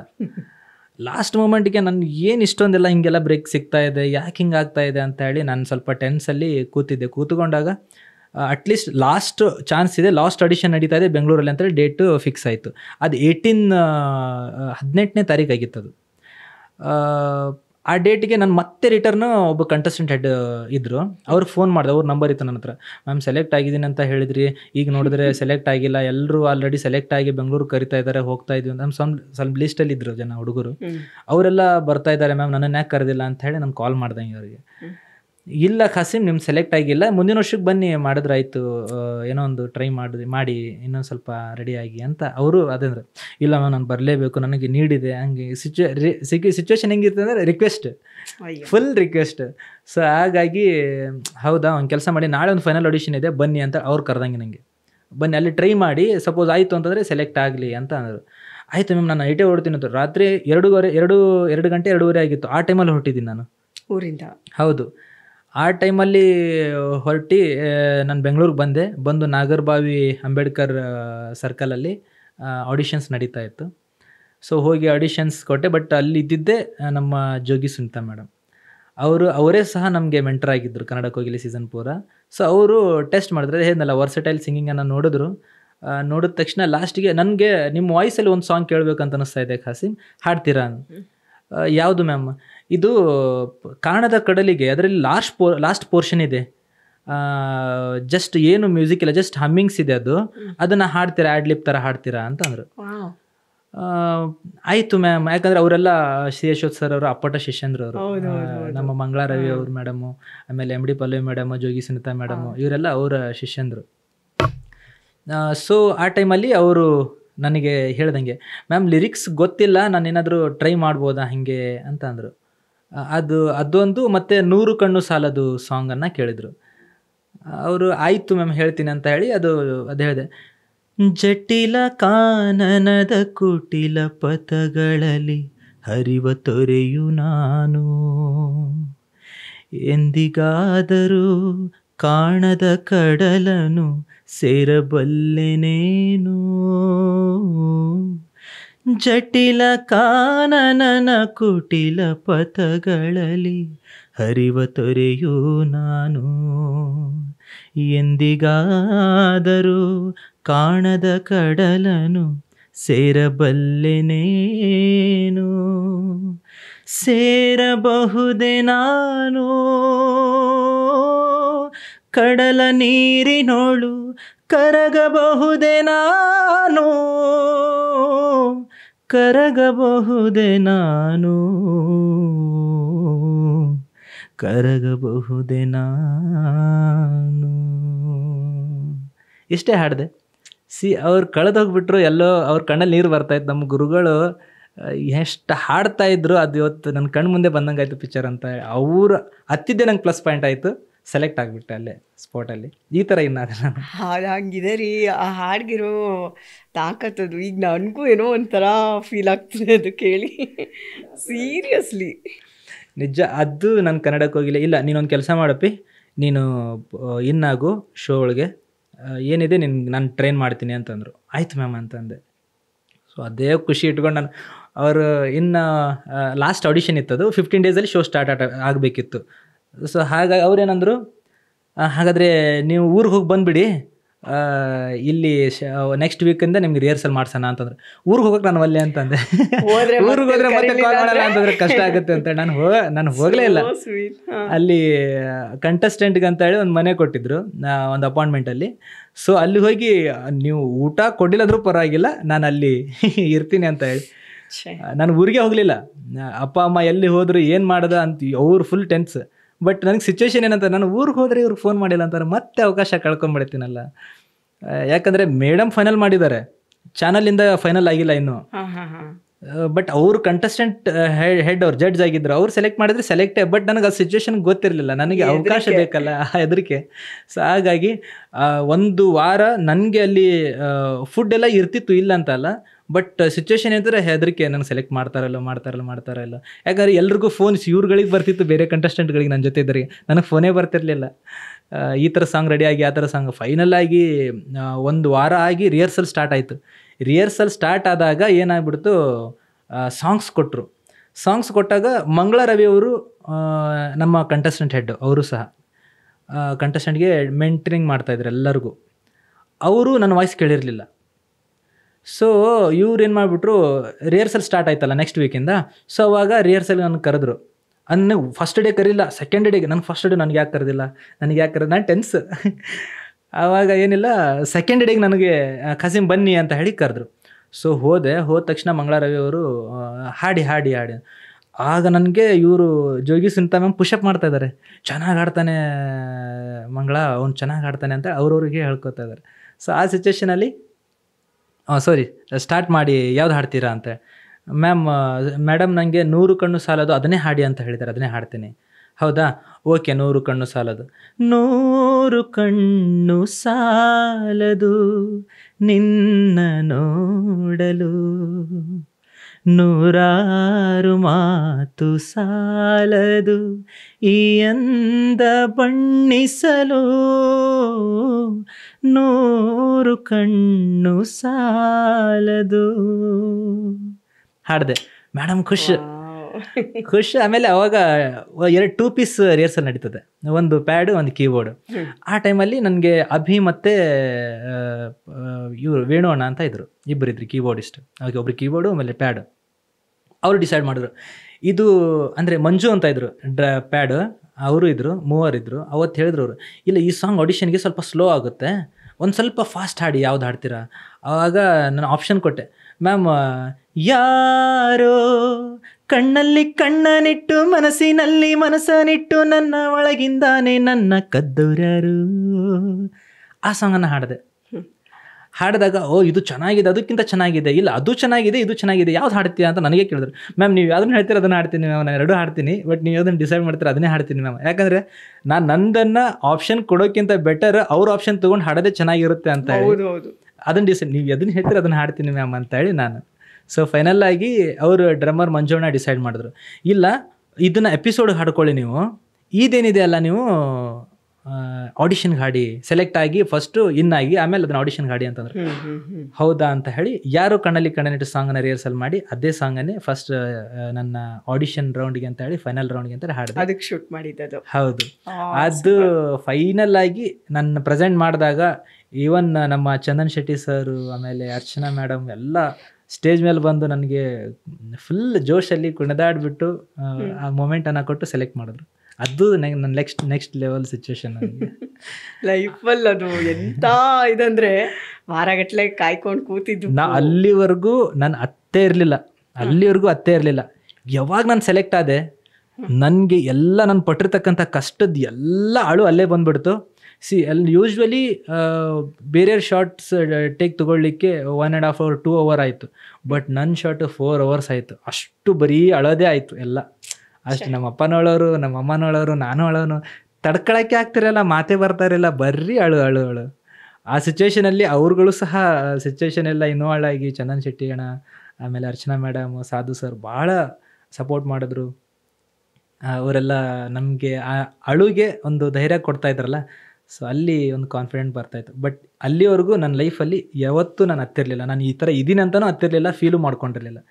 ಅವತ್ತು ನಾನು ಸೆಲೆಕ್ಟ್ ಆದಾಗ ನನ್ನ ಪಾಪ ಎಲ್ಲ ತೊಳೆದೋಯ್ತು, ಗಂಗೆಯಲ್ಲಿ ಹೆಂಗೆ ತೊಳಿತದಲ್ಲ ಹಂಗೆ ತೊಳೆದೋಗ್ಯತ ಅಂತ ಅಂದ್ಕೊಂಡು ಅವತ್ತು ಕಣ್ಣು ಮುಚ್ಕೊಂಡು ಸೆಲೆಕ್ಟ್ ಆದೆ. ಸಿಚುವೇಶನ್ ಆ ಥರ ಇತ್ತು ಅಲ್ಲಿ. ಇದು ನನ್ನ ಜರ್ನಿ. ಆ್ಯಕ್ಚುಲಿ ಆ ಮೂಮೆಂಟ್ಸ್ ಇರುತ್ತಲ್ಲ, ಅದು ನೀವು ಕೊನೆ ಉಸಿರಿರೋವರೆಗೂ ಅದು ಮರ್ತೋಗಲ್ಲ.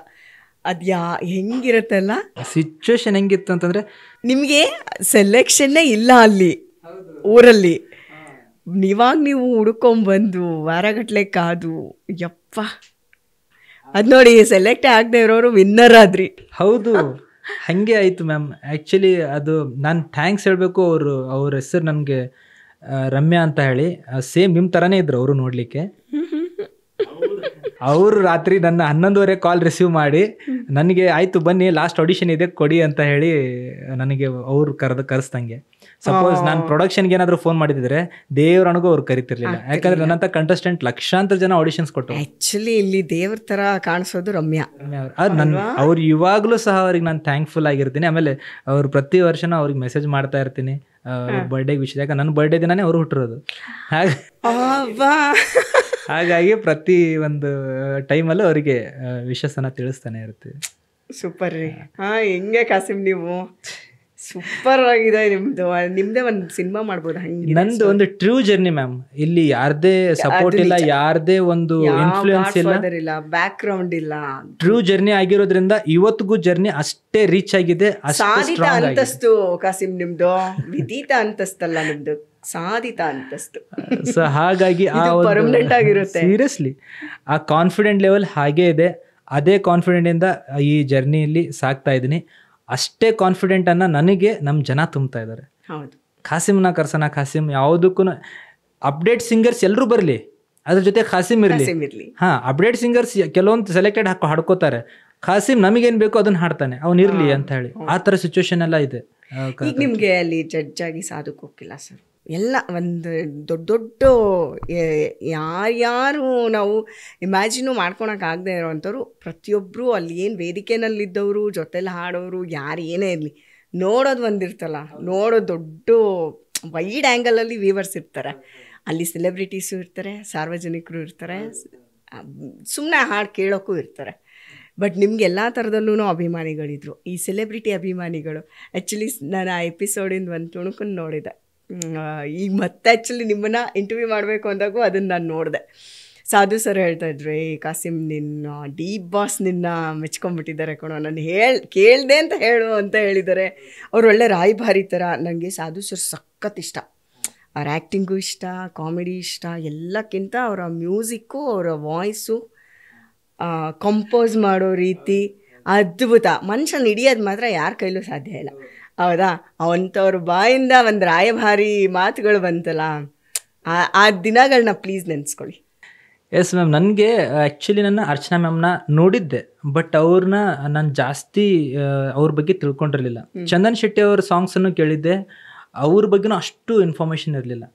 ಬಟ್ ನಾನು ನನ್ನ ಒಂದು ಸಿಚುವೇಶನ್, ಬೆಡ್ ರಿಡನ್ ಸಿಚುವೇಶನ್ ಐತಲ್ಲ, ಆ ಸಿಚುವೇಶನಲ್ಲಿ ಜಾಸ್ತಿ ಕೇಳಿದ್ದು ಸಾಧು ಸರ್ ಕಾಮಿಡಿ ಸೀನ್ಸ್. ಕೆಲವೊಂದು ಮೂಮೆಂಟ್ಸನ್ನು ನನಗೆ ಪುಷಪ್ ಮಾಡ್ತಾಯಿದ್ರು, ಎನರ್ಜಿ ಬೂಸ್ಟ್ ಮಾಡ್ತಾಯಿದ್ರು. ಸೊ ಆ ಥರ ಸಿಚುವೇಶನಲ್ಲಿ ನನಗೆ ಎದುರುಗಡೆ ಕಂಡವರು, ಲೆಜೆಂಡ್ರಿಯಾಗಿ ಕಂಡವರು ಸಾಧು ಸರ್.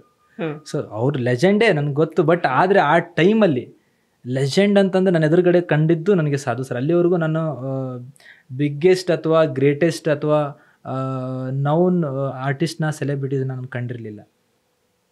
ಸೊ ಆ ಸಿಚುವೇಶನಲ್ಲಿ ನನಗೆ ಕಂಡಿದ್ದು ಸಾಧು ಸರ್. ಸಾಧು ಸರ್ ಒಂದು ಸ್ವಲ್ಪ ಭಯ ಇತ್ತು, ಬಟ್ ಸಾಧು ಸರ್ ನನ್ನನ್ನು ಮೆಚ್ಕೊಂಡ್ಬಿಟ್ರು. ಸಾಧು ಸರ್ ಮೆಚ್ಕೊಂಡು ಪ್ರತಿ ಹಂತದಲ್ಲೂ ನನ್ನನ್ನು ಬೂಸ್ಟ್ ಮಾಡ್ತಾಯಿದ್ರು, ಪ್ರತಿ ಹಂತದಲ್ಲೂ ನನ್ನನ್ನು ಅವರು ಸಪೋರ್ಟ್ ಮಾಡ್ತಾಯಿದ್ರು. ಸೊ ಆ ಥರ ಸಿಚುವೇಶನಲ್ಲಿ ನನಗೆ ಸಾಧು ಸರ್ ನನ್ನೊಂದು ಹಾಡು ಹಾಡಿದ್ದೆ, ತಾಳಿ ಕಟ್ಟುವ ಶುಭ ವೇಳೆ ಅನ್ನುವಂಥ ಒಂದು ಹಾಡು. ಆ ಸಾಂಗಿಗೆ ಅವರು ಇವಾಗಲೂ ನಾನೆಲ್ಲಾದರೂ ಹೋದಾಗ, ನನ್ನನ್ನು ಭೇಟಿಯಾದಾಗ ಅವ್ರು ನನ್ನನ್ನು ನೆನಪಿಸ್ತಾರೆ. ಅದೊಂದು ಹಾಡು ಹಾಡಿ ನೀವು ಖಾಸಿಮ್, ಸ್ವಲ್ಪ ಒಂದು 4 ಲೈನ್ ಹಾಡಿ ನೀವು ಆ ಸಾಂಗನ್ನು. ಈಗ ನಮಗೋಸ್ಕರ ಹಾಡಿ, ಈಗ ನೀವು ಹಾಡಿ. ಓಕೆ, ಒಂದು ಸ್ವಲ್ಪ ಬ್ರೇಕ್ ತಗೊಳ್ಳೋದ?